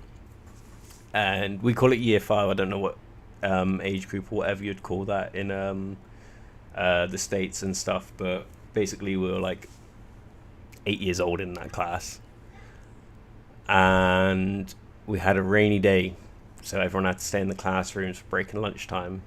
And standard practice for this, I started cracking my Yu-Gi-Oh cards out of my thing, looking for some duels. No one was dueling. I just kept on hearing ding ding ding ding, go Dragoon. It's like, what the fuck is going on? Everyone suddenly had Beyblades. I had no idea, but these were all the kids that had access to like Cartoon Network and stuff. I didn't as a kid. I only had access to this when I would go to like a friend's house and watch. I had to wait for Beyblade. For me, I had to wait until it became like a Saturday morning cartoon, you know, along with like Monster Rancher and stuff like that. But yeah, so that was the first day I got into Beyblades, and my like gang of mates were already like super into it. They had already between them decided who was who in the Blade Breakers. Ben was Tyson, he was using Dragoons. Harry was Ray, he had all the Trigger Bays. Connor was Kai, because he was always the edgiest character, or Strider when we played Lord of the Rings. And my friend Tom was Max for Drasil. I was like, shit, I need to play this stuff. And instantly they demoted Tom.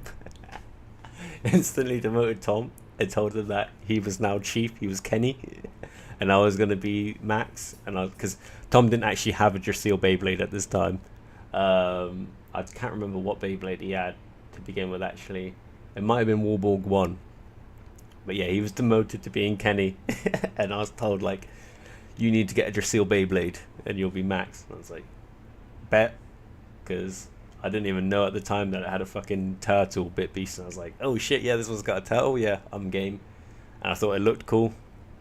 And I liked that it had like the metal parts. It seemed like heavier than everyone else's Beyblade and stuff like that. And I was like, fuck yeah. And yeah, that was my Beyblade forever. So that was like the only one I got, like, not the only one. I got a couple other like new out of the box and stuff like that. But most of my other parts for Beyblade when I was a kid, until I got like a super huge haul when I went to the Philippines. Well, yeah, some fakes, but mainly like trading for parts from my mates, or getting stuff like my launcher grip. Until I got the remote control launcher, was a broken sniper grip. My best friend Ben, he had everything, all the Beyblades, but he had a sniper grip that he had accidentally broken the actual laser sight off, and it was kind of cracked at the front, and the battery thing came off. But I was like, some electric tape around here, blah blah blah. Slide in my green launcher, and I was like, boom, done. And that was my launcher grip for like for a good couple years. A good couple of years. I love that thing. We are very similar age, bro. I'll refer to you as sir from now on. As old man bladers talk like this. Indubitably, I'll start stroking my mustache and goatee. You get old when you believe it. I started feeling old when I learned I wasn't invincible. I started feeling old the moment I got a hangover, and I just quit drinking at that point. I was just like, nope, no more of these, thank you. Nazuma, you're the WBBA president, Mr. Dickinson of our group, bro. Mr. Dickinson. I used to pretend to be in AMVS. Is that while we were AMVS? That's going to be an acronym. Is that going to be for MFB Bladers or Burst? Because is it Burst that it's the only I sound like such a noob for this stuff. I know of the 4-season Bladers. Is that a thing? I don't know which gen, but I think it's a thing. Arrow wants AMVS. You have to explain. Yeah, you have to explain to us, old folk. AMVs are clips. Oh, AMVs. Oh shit! I thought you meant they were like a. Yeah, I know what AMVs are. I thought you meant like they were. That was an acronym for like one of the Beyblading teams. Like, got grey hair. Oh man, I haven't had so much grey hairs on my head, but like around here, especially when the missus or the kids stressing me out, we'll get some greys. Pop out. Yeah, I know what anime music. I was doing AMVs before you knew what fucking wiping your ass, son. I was doing AMVs back when Bebo was hype as shit. My Bebo video was a Naruto AMV to Bad Boys.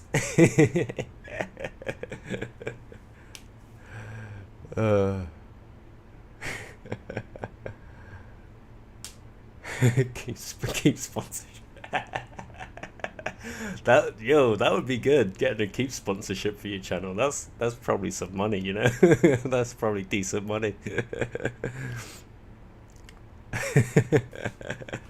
Yeah, man. Like, get some like keeps, like. Oh man. Yeah, I don't know what of the big kind of YouTube sponsor brands that are generic would like actually suit Beyblade. Like, was it Shadow Legends? Is there anything Beyblade related to that? Raycon, get a Raycon. Do you ever go to a Beyblade tournament and you just can't hear what's going on? With these new everyday Raycons, like, miss how YouTube was in 2010s. Yeah, to be fair, that was a good era of YouTube. That was the shit. That was like John LeJoe and like shit like that. Is that like Lowly Island, like classic times, all that nonsense? Recording shit off TV. Dude, I used to make like I'm old enough to be making like mixtapes, like recording shit off the radio with my dual deck and stuff, or like recording like from another cassette to another one, you know. Supermarket board to all the teenagers watching Beyblade videos. Yeah, like, I don't know. keeps for teenagers. That's rough. Raycons are fire though. Probably are, man. Probably are. I am the only person I know that still has the original AirPods. Like, I don't know how. Whenever AirPods became a thing, I've still got mine, and they still work absolutely fine. Never had any issues. I am like painfully OCD about things, so yeah, like I bought my wife like some like AirPod Pros like within the last year, and she's fucking lost them already. Like, I'm surprised she didn't lose them sooner, but yeah. Got a pair and they have lasted me longer than any other earbuds I've ever owned. Fair one. You're working hard for that sponsorship. I appreciate it. Zoomer, I'll upgrade you to the George Clooney equivalent. Bit of old salt and pepper. That's a nice comparison there. That's a handsome man. Although I hear when I've had like interviews and stuff, he's got that like proper like Hollywood build. Apparently he's like listed himself as like 6 foot something. Apparently he's a lot shorter than that, and he kind of like built like a bobblehead, like really small body and big head. That's meant to be good for being on camera, and he definitely looks good on camera. So you never know. Used to go through about 2 sets of earbuds a year. Shit, I would just give up at that point. One thing I've been thinking about getting is like some big over-the-ear like wireless headphones, but one of my students recently suggested to get like, because I wanted them for when I was training, like skipping and stuff. But a student of mine recently suggested you get like these headband, like sweatband versions that have like the earbuds in them. So I might check those out. That'd be cool. This video was also sponsored by NordVPN. Dude, I've been using NordVPN for years now, and I really hope there's a better VPN out there, because I don't think Nord's all that great. Interface is a bit janky sometimes, and like things like Netflix and stuff like that can pretty much always tell when you're using it, so it just stops you from being able to watch stuff anyway. That's pretty frustrating. Mountaintop's video was sponsored by Noozle 3D. Yeah, Noozle's like the guy who sponsored all of us. Noozle's a legend. Like, that's like the only channel sponsor I've had, probably will ever get. And I've had thank you as well. I've not actually said it, but thank you for everyone who's actually used my discount code. That's really cool that you've done that. Don't know who's ordered parts and stuff from them and used it, but I really appreciate it. It's just cool that people have done it, and I've recognised it off of my channel. I'm not 50. Still don't have AirPods. Go to school with middle class people, and they're casually walking around with AirPod Maxes, which cost as much as a PS5. Yeah, fuck that.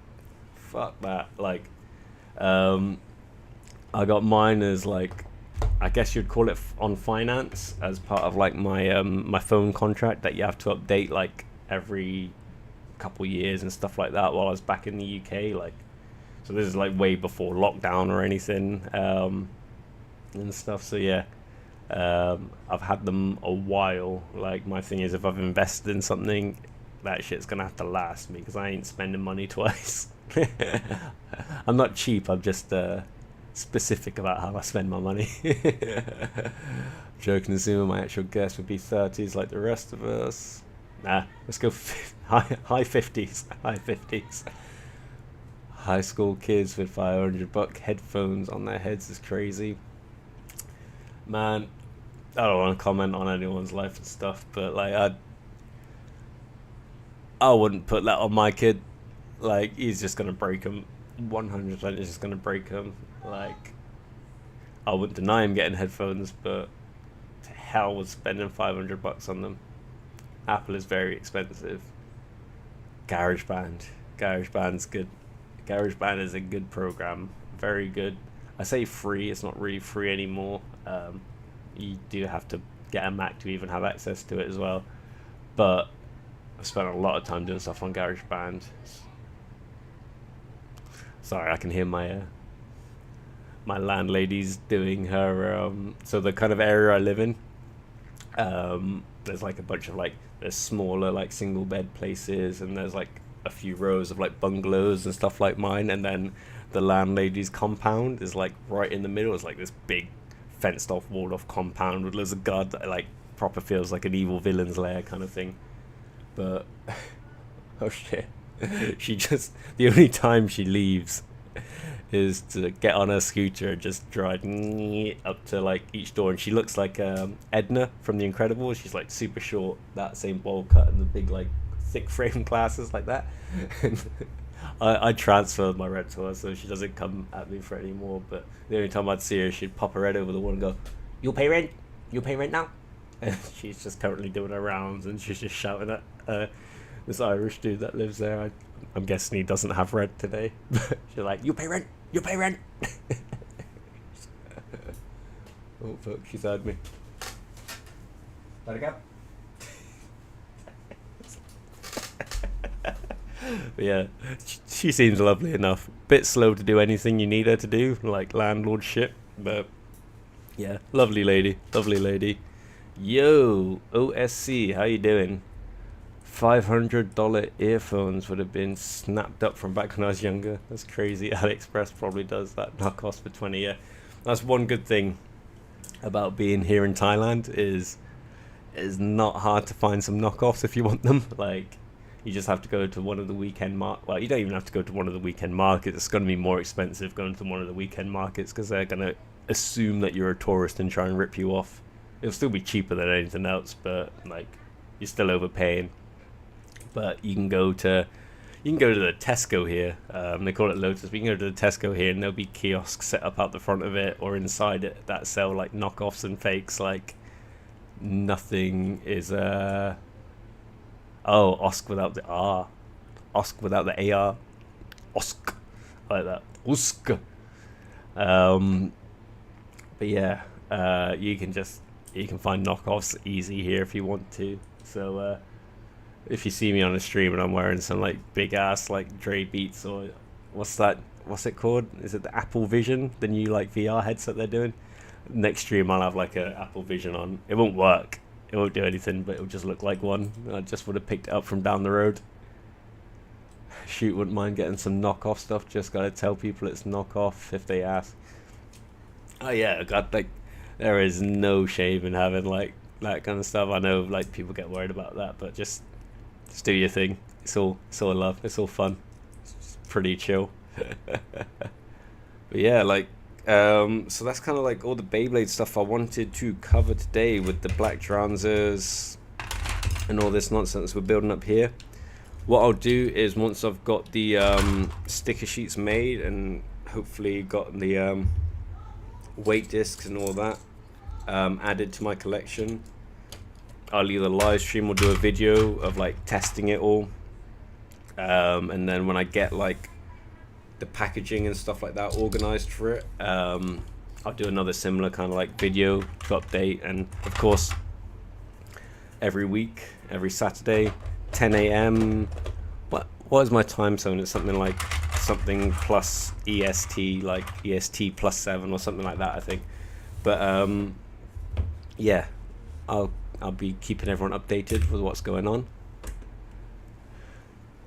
I remember buying some Beats portable speakers for my mates when I was over there, and they lasted for ages.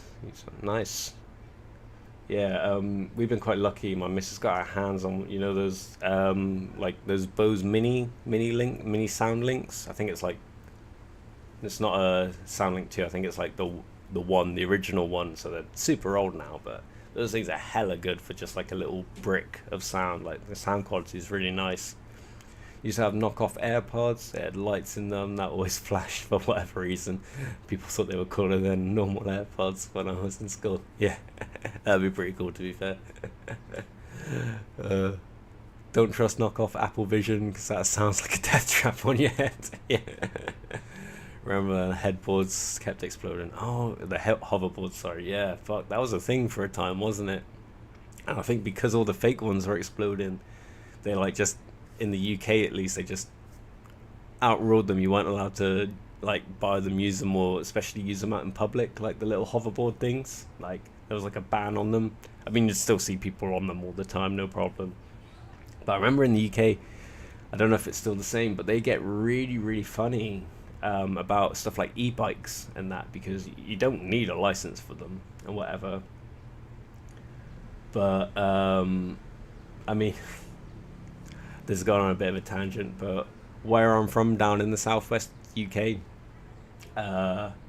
like, it's not nearly as bad as when I was a kid, but it's racist as fuck there still, you know. Like, it's super racist. And I had some young brown boys that would come to my martial arts classes when I was back there teaching, and they all had like e-bikes and stuff, and they just ride normally, they're just going to class and shit. But every single time they would get stopped by the police, questioned, told that they weren't allowed to ride their bike, they had to walk it.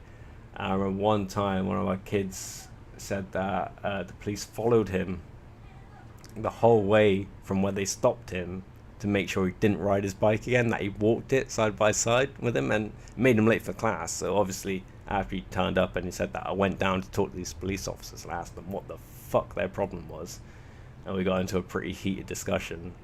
Ended up telling them to fucking do one. But yeah, it's a big problem back home. It's much nicer being here, if I'm honest. Goodness, the hoverboard fad, yeah, that's a thing, man. Lazy skateboards.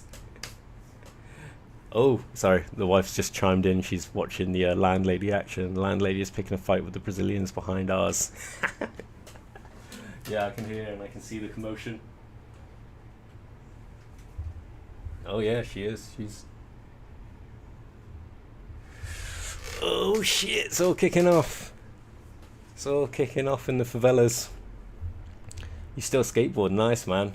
Like, I was never good at skateboarding. I used to do it religiously every day with me and my boys. It was more a mode of transport for us. I could do my ollies, I could do my kick flips. But my thing, I didn't even realize this was a thing my dad did until years later.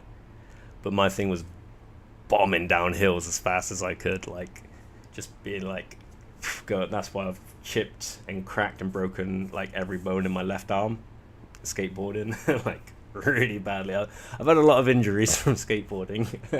more injury stories than like success stories of doing something rad. But yeah, I still just fucking love bombing it down hills as fast as I could.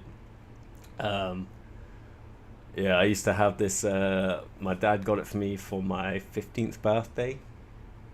It was my first like new proper skateboard. I say my first new skateboard. I got a new skateboard when I was really young, like 6 years old, and it was like a Pikachu skateboard. It was like a full size one and everything like that, but it was like a Pikachu one. I thought that was dope.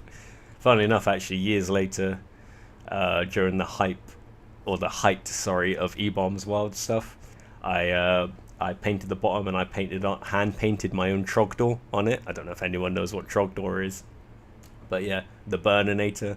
I painted my own one of those on there. That was the shit. But for my 15th birthday, 15th or 14th, might be my 14th actually. My dad got me a Speed Demon skateboard, which I thought was awesome, and it had like a bumblebee, like black and yellow, like stripe pattern on it. But we got it because of like Bruce Lee Games of Death, and I fucking loved that skateboard. There's that typical thing where it looks really nice new, and then like the moment you go out on it, you grind on it, or your mates try it out and grind around on it and stuff like that, it looks like a battered skateboard after the first like 2 hours of owning it. But man, I love that skateboard so much. It was so cool. I wanted to get into it at a point, but I don't have a good enough skateboard. Fair enough. Just get one of those, those cheap ass like penny boards, and just like chill around, gooming around on that. Some of the best beaches in the world, skate parks. But yeah, I mean, in Oz, you're going to be like spoilt for choice for that shit for sure. Like, you're pretty much just skate parks, beaches, and like, and you got barbecues installed on the beach, man. It's awesome. Longboarding is fun. Been a couple of times, yeah. I like it. I think if I'd gotten into longboarding when I was younger and still had zero concern for my life or like not injuring myself, I would have gotten really heavily into it. But by the time I was like given or got my hands on my first longboard, I was already nervous I was going to shatter my ankles before I had a fight or something. So I just, for me, skateboarding now is maybe once or twice a year I get on top of a skateboard, double check I can still ollie, and I'm good. Like, my son's got a couple like little skateboards. I got him a little SpongeBob one, and he's got a penny board and stuff, so I'll like slowly drift through the house. But my wife's the skateboarder. She was like some proper like skateboarding chick, especially from when we were back in the day. She was like the one that all the kids wanted to be at. I think her first proper job was working at Flat Spot, which was like the skate shop in our hometown. So yeah, like I can't talk too much on skateboarding in the house. I'm not up there in the hierarchy. She tells me what's what when it comes to skateboarding, so I'm gonna zip it. Surfing I was really into for a long time. Surfing I loved. My girlfriend, when I was like 15 to like 17, her whole family were like super heavy surfers, so I kind of became a beach bum for a couple summers and like got really into surfing then. And my dad, when he was going through, I think his like second or third midlife crisis, he took to surfing, so I started going out with him. But he likes going out surfing when it's like super super fucking cold, which is quite often in the UK. But I do not like being in cold water, man. Even slightly cold water I don't like being in. But this shit was like, you'd go there and there'd be like a fresh water pipe like exiting into the beach, and it'd be fucking frozen solid where it was meeting the salt water, you know. So I was like, I don't want to get in this water. Get in. And he would of course give me, if I was borrowing gear off him on the day, he would give me the summer wetsuit, he would have the winter one, and I'd be fucking freezing, bro. Freezing. Did not enjoy that at all. But yeah, I'd still done a little bit of paddle boarding and not too long ago and stuff like that. And that's good fun. Now that I'm a little older, driving stick is the new swag. But skateboarding is still swag AF. I would ever do. Yeah, like I don't drive a car anywhere. Like I've never legally driven. Well, no, during driving lessons I was legally driving a car. But any other time I've been behind the wheel has been a bit shady. But yeah, I've driven an automatic a couple of times because my mum had one, and it's proper like go-kart racing. I like it because it was like a little what was it, a Ford Gear automatic, and man, that thing accelerates fast. Like that thing can go. But yeah, I think it would, even the other day I got on a rate, like the first time actually being in a proper VR headset was at my my boss man's studio, and he's got the iRacing thing, but he's got such a fancy rig for it. Put that on for the first time like actually kind of like doing anything like driving a car for a while. And yeah, it was flappy paddles for gear changing, and I was still fine. So yeah, you load me up, get me behind the wheel. I think I'll still be good. Recently got a longboard, makes it easier to skate for us old folk. Yeah, just pretty chill. Can you walk around on it? Can you hang 10 on your longboard? Manual is the only way over there. Is driving auto a common thing in the US? 18% or less of Americans can drive stick. That's interesting. So yeah, I didn't realize that automatic would be the main thing over there. I thought in the States everyone would be like, because that's what you see in the movies, you drive stick.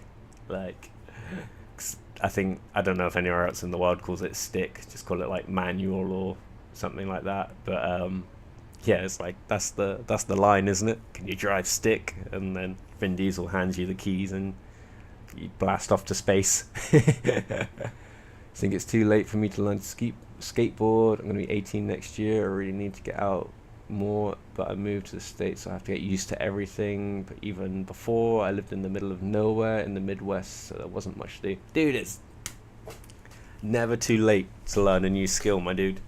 Never too late to zigzag, change anything you're doing.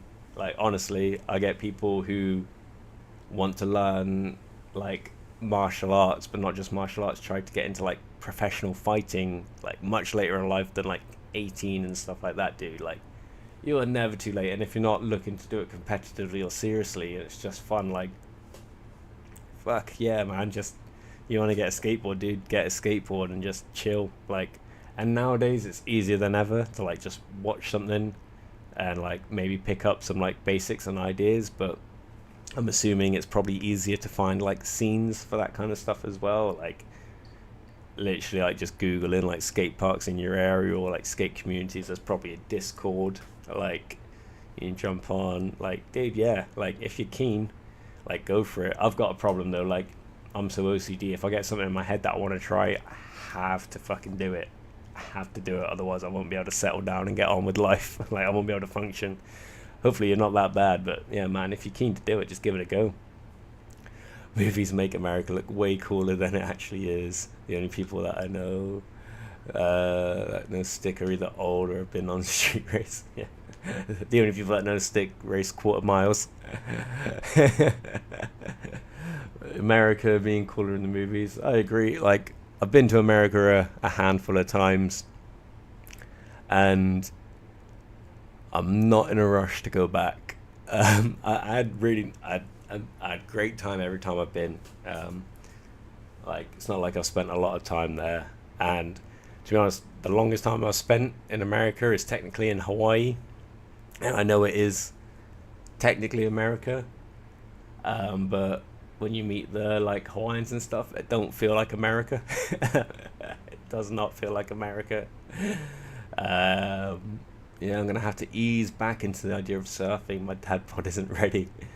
Yeah, but it's gotta ease into anything. Gotta ease when I sit down onto the toilet now. You know, can't do anything too fast, anything too rush, anything could slip a disc, could get injuries. Yeah, or never say never, dude. I've stopped and started skating so many times. It's good fun. Yeah, and that's the thing, man. If you're curious, just start it, because that's the only way you're gonna know if it's actually something you wanna fucking do. It's like you Galactic laughing at me about you have to ease your way onto the toilet now. It's true, man. You can't just slam your backside down on that thing anymore. Pop a disc, crack a tailbone. Pretty sheltered. Pandemic made stuff worse. So want stuff to do now. Yo, that is fair enough. Like, especially at your age, man. Like, I can imagine lockdown being a social fucking nightmare. For me, it was ideal because I didn't have to see people every fucking day. I could just like, sometimes I could just be a vegetable. Like, I was doing like I was still teaching Zoom classes and stuff like that, and of course I had my wife and my son and stuff with me, but socially not that different to how I conduct myself normally, apart from I couldn't play like Magic with my mates once or twice a week, you know. But yeah, other than that, I kind of functioned like normal. If anything, lockdown allowed me to concentrate on some stuff, you know. I've never been more jacked than I was during like lockdown. Like, I just did pull-ups all day. I just went absolutely crazy. I went full Netero and just like became like a plant. And I was like, all I'm here to do is do pull-ups. And that was it for like lockdown. I think Hawaii is America. You just don't have to put up with as many Americans over there. Yeah. But everything is as expensive as fuck because everything is like imported.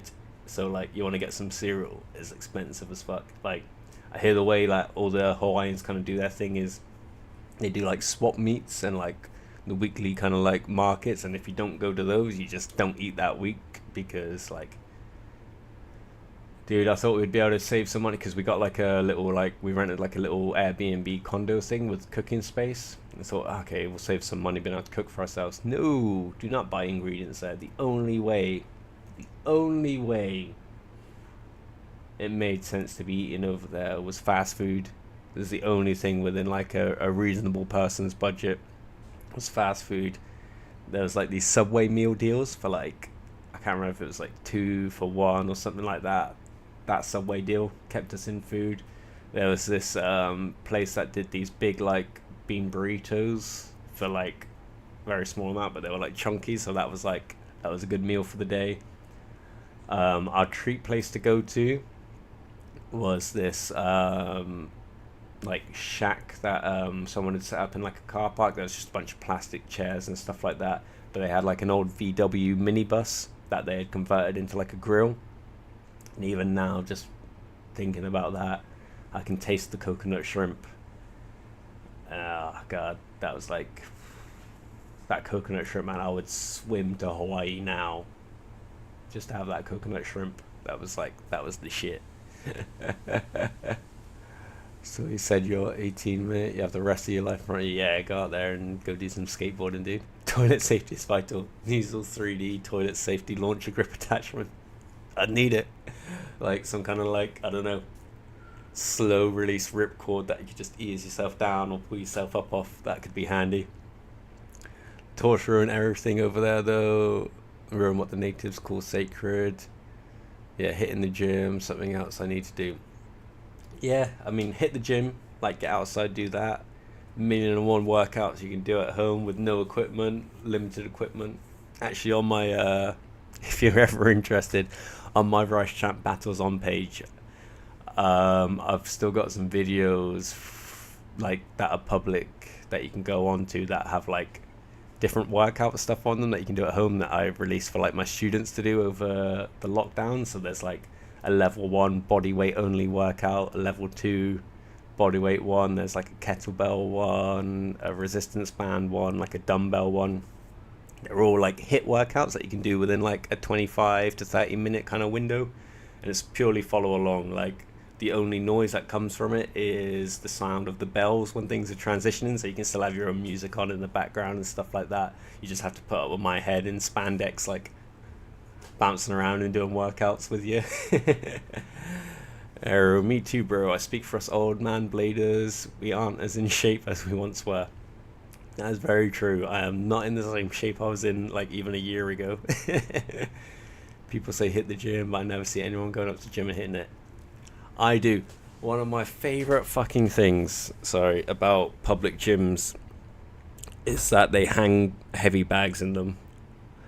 I fucking love going to a public gym where people don't know what the fuck they're doing and seeing people jump on the heavy bag. I'm not saying do not use the heavy bag, enjoy it, whatever, but specifically the people that are going to use the heavy bag at the gym to try and show off and get clout when they have zero fucking idea what they're doing. I was getting ready for a boxing title fight, and I flew up to my friend's house to stay with him for a few, because he's a really good pro boxer, like my favorite striking coach to work with up in Edinburgh. And we were using this gym because they had a cage, they had a ring and stuff like that, and they had heavy bags, whatever. We could do our sparring, we could do our pads, we could do whatever in there. But it's just a normal like public like chain generic gym thing. And between doing pads for me and pads for someone else, we were alternating between the bags, and there was this stand with 4 bags around it. And there was this dude that had been paying so much attention to me and this guy. I was doing sparring with and then our rounds on the pads and stuff like that, and I was using the bag. And then to like assert his dominance on the heavy bag section. 4 fucking bags around, by the way. You only need 1 heavy bag for your workout. He was bouncing around the thing, throwing these wild fucking Apollo Creed style jabs. Was doing a circle around all 4 bags, hitting them.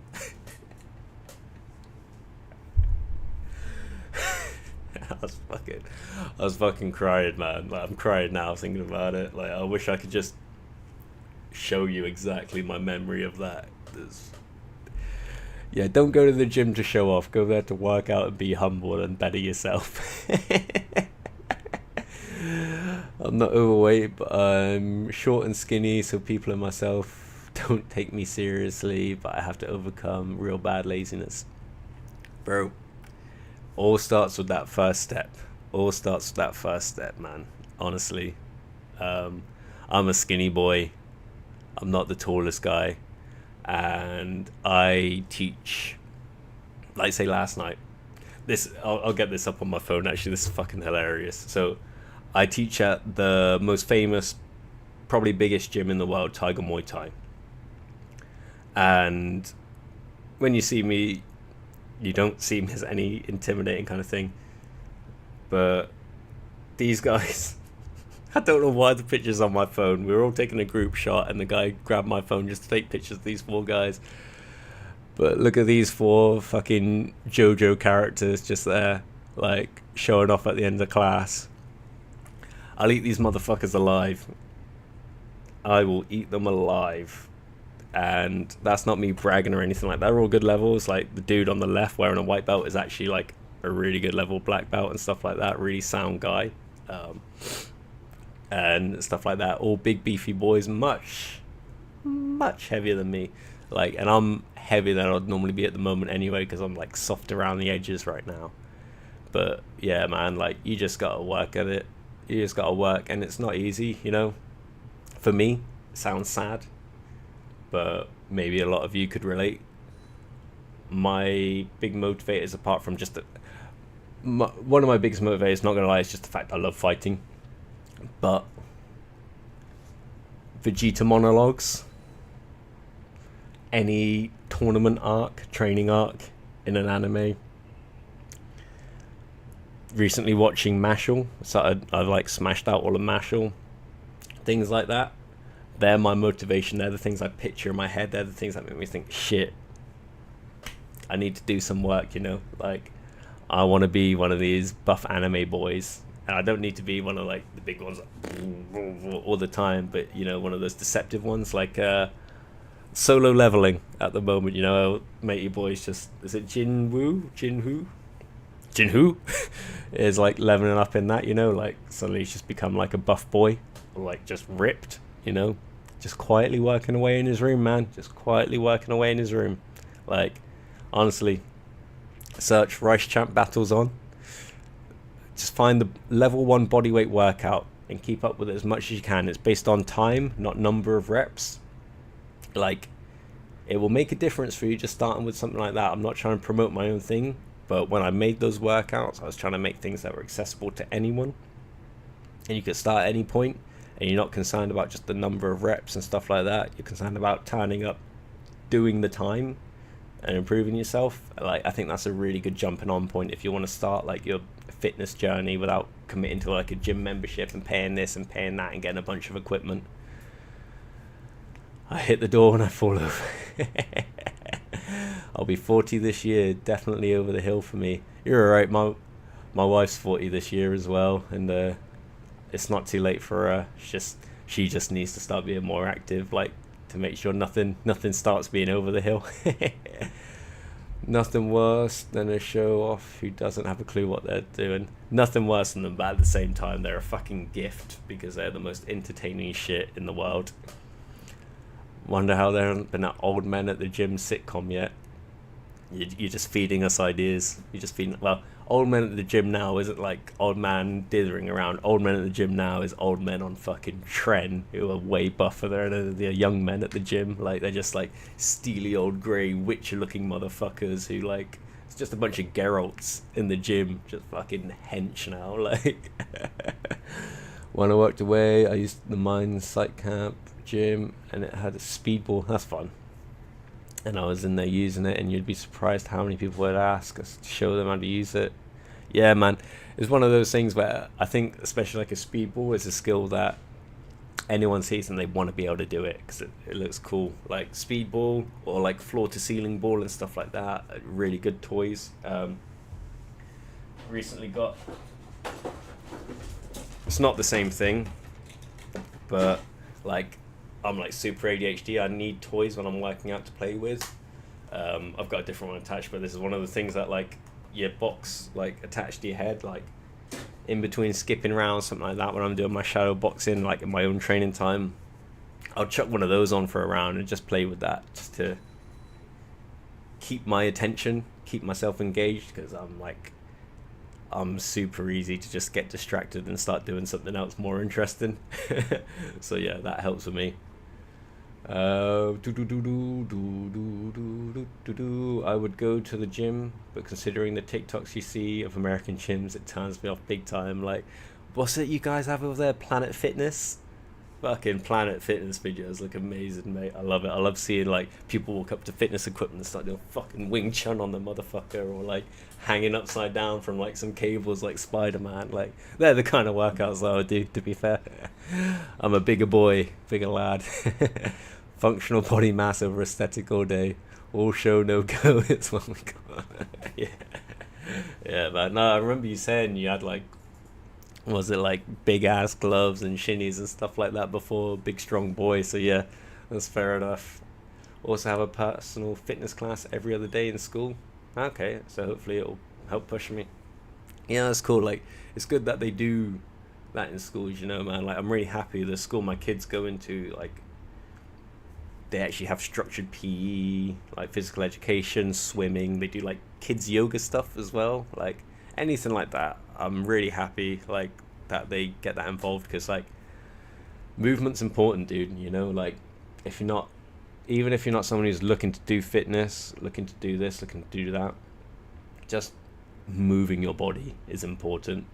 Like not just for physical health, man, mental health. My mental health plummets when I'm not able to do exercise, not able to train, not able to just do normal things, like even when it's not like an injury. Like one thing I had to deal with really badly, especially for the first year I was living out here in Thailand, was staph infections. If you don't know what they are, they're a really fucking gross infection you get. Everyone has staph bacteria on their skin, but it's when it builds up too much in an area and maybe gets under the skin through like a cut, a graze, or like a bug bite or something. It gets into your blood. Basically, it'll start eating your flesh. If it's left for too long, it'll become sepsis and you'll die. So, not good. It's a big problem out here in the gyms, because this is like the perfect environment for it to be in, and because you get so many tourists here, they just don't pay attention to like good hygiene practices. Like, they're on holiday, they're here for 1 to maybe 4 weeks, and then they're fucking off. They don't care. So yeah, that was a big fucking problem coming out here. And even like then, when you're not able to like do things like shower properly and like things like that, that would really bring down my mental health. But not being able to train when you're motivated to train and stuff like that is very frustrating. So just making sure you move your body, sunlight, all the good things, it makes a big difference. And it's good, without getting too deep and stuff, it's good that people are paying attention now, especially you kings, you gents out there, paying a bit more attention to like mental health and stuff, because it's legit a thing, dude. It's a legit thing. Made one of those years ago. Kostya Zuya would have the head attached version. Ooh, nice. Made one with a tennis ball. Yeah, the first one I ever used was like a gimmicky one, like my friend's boxing coach had made, using a tennis ball and like elastic string, and they had kept it in there with like a hair clip. But what I found when I was using it, because I didn't pay attention, because I was just like punching the thing like bare knuckle, like always been, since my karate days, always been obsessed with my seiken, 2 big knuckles here. Like you can probably see they protrude maybe a little bit more than the average person's knuckles there. That's from like breaking them so many times on the Makawara and stuff.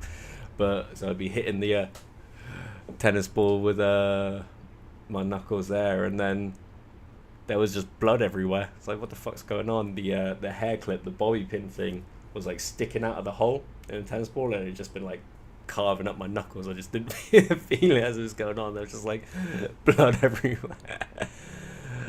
Heat breeds it. What? I'm gonna get some sleep. Metal. Good day, sir. Get some good rest. Take it easy. To be fair, I'm really enjoying the chat and the banter at the moment. It might be time to call the stream to a head. I can hear my son and wife getting restless out there. We'll probably have to do some family time now. Yeah, thanks for stopping by, everyone. It's been really fun. Like, new episode of Beyblade is whatever. It's cool. It's cool. Not much happened. The scenes I thought were going to happen, and it didn't happen. I thought we were going to see more of like the Burn battling stuff, but instead we got Phalanx using Phoenix Feather and Swell instead, and Matey Boy from Team Phalanx, the Stelmont Blanc guy, regaining the faith in his own Beyblade, and then only when he did that would X actually battle him properly. So yeah, things have happened in the anime, and one thing I will say is the animation did look more consistent. I think it has looked quite consistent for a while, but the CG battles just look ass to me. Like, there's just no movement and action going on. Thanks for listening to me talk about my Black Dranzer stuff, because I couldn't unbox anything today. I wanted to kind of like talk about something to do with it, so I got out these as props because I was going to talk about the Blizzard Authorer stuff, but I don't need to. It's just the support parts, which I'm really excited about. And yeah, oh, one little thing as well with this black Dranzer here. The first time I made it, I just masked things up. I didn't realize this is the only blade that also uses Y screws. So I might actually unbox this one at some point, take it apart and try and make a better quality black Dranzer like color. I might see if I can get some color changed stickers for it. I don't know. It's another little project I might build for myself there. But yeah, thanks for the chats, guys. Thanks for the banter. Thanks for the old man talk, Aero. Thank you very much, man. Yeah, really chill, really good vibe. Really enjoyed about it. Like, best of luck with your fitness journey stuff, man. Anything you're doing like that, honestly, feel free to message, comment or something on it if you want, like, me pointing you in a direction. That's my actual job, is doing that stuff. Like like I've been a full-time instructor now for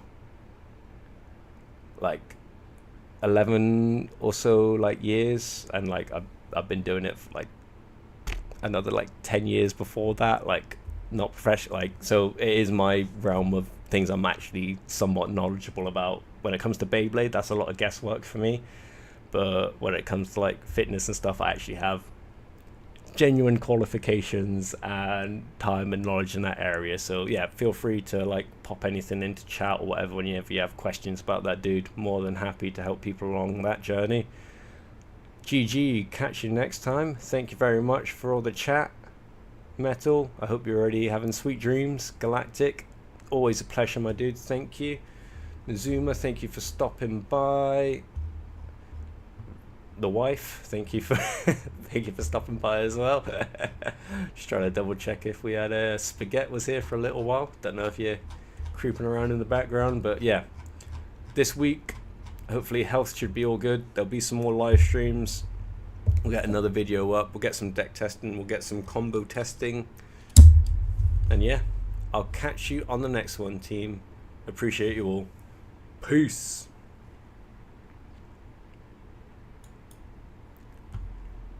Just giving it enough time to end without me cutting off the end of the video like I normally do. Thank you for the likes. Seeing that coming at the end, that's something I never do on the streams, is ask for the likes and stuff like that, but I do appreciate it. But anyway, I'll stop rambling.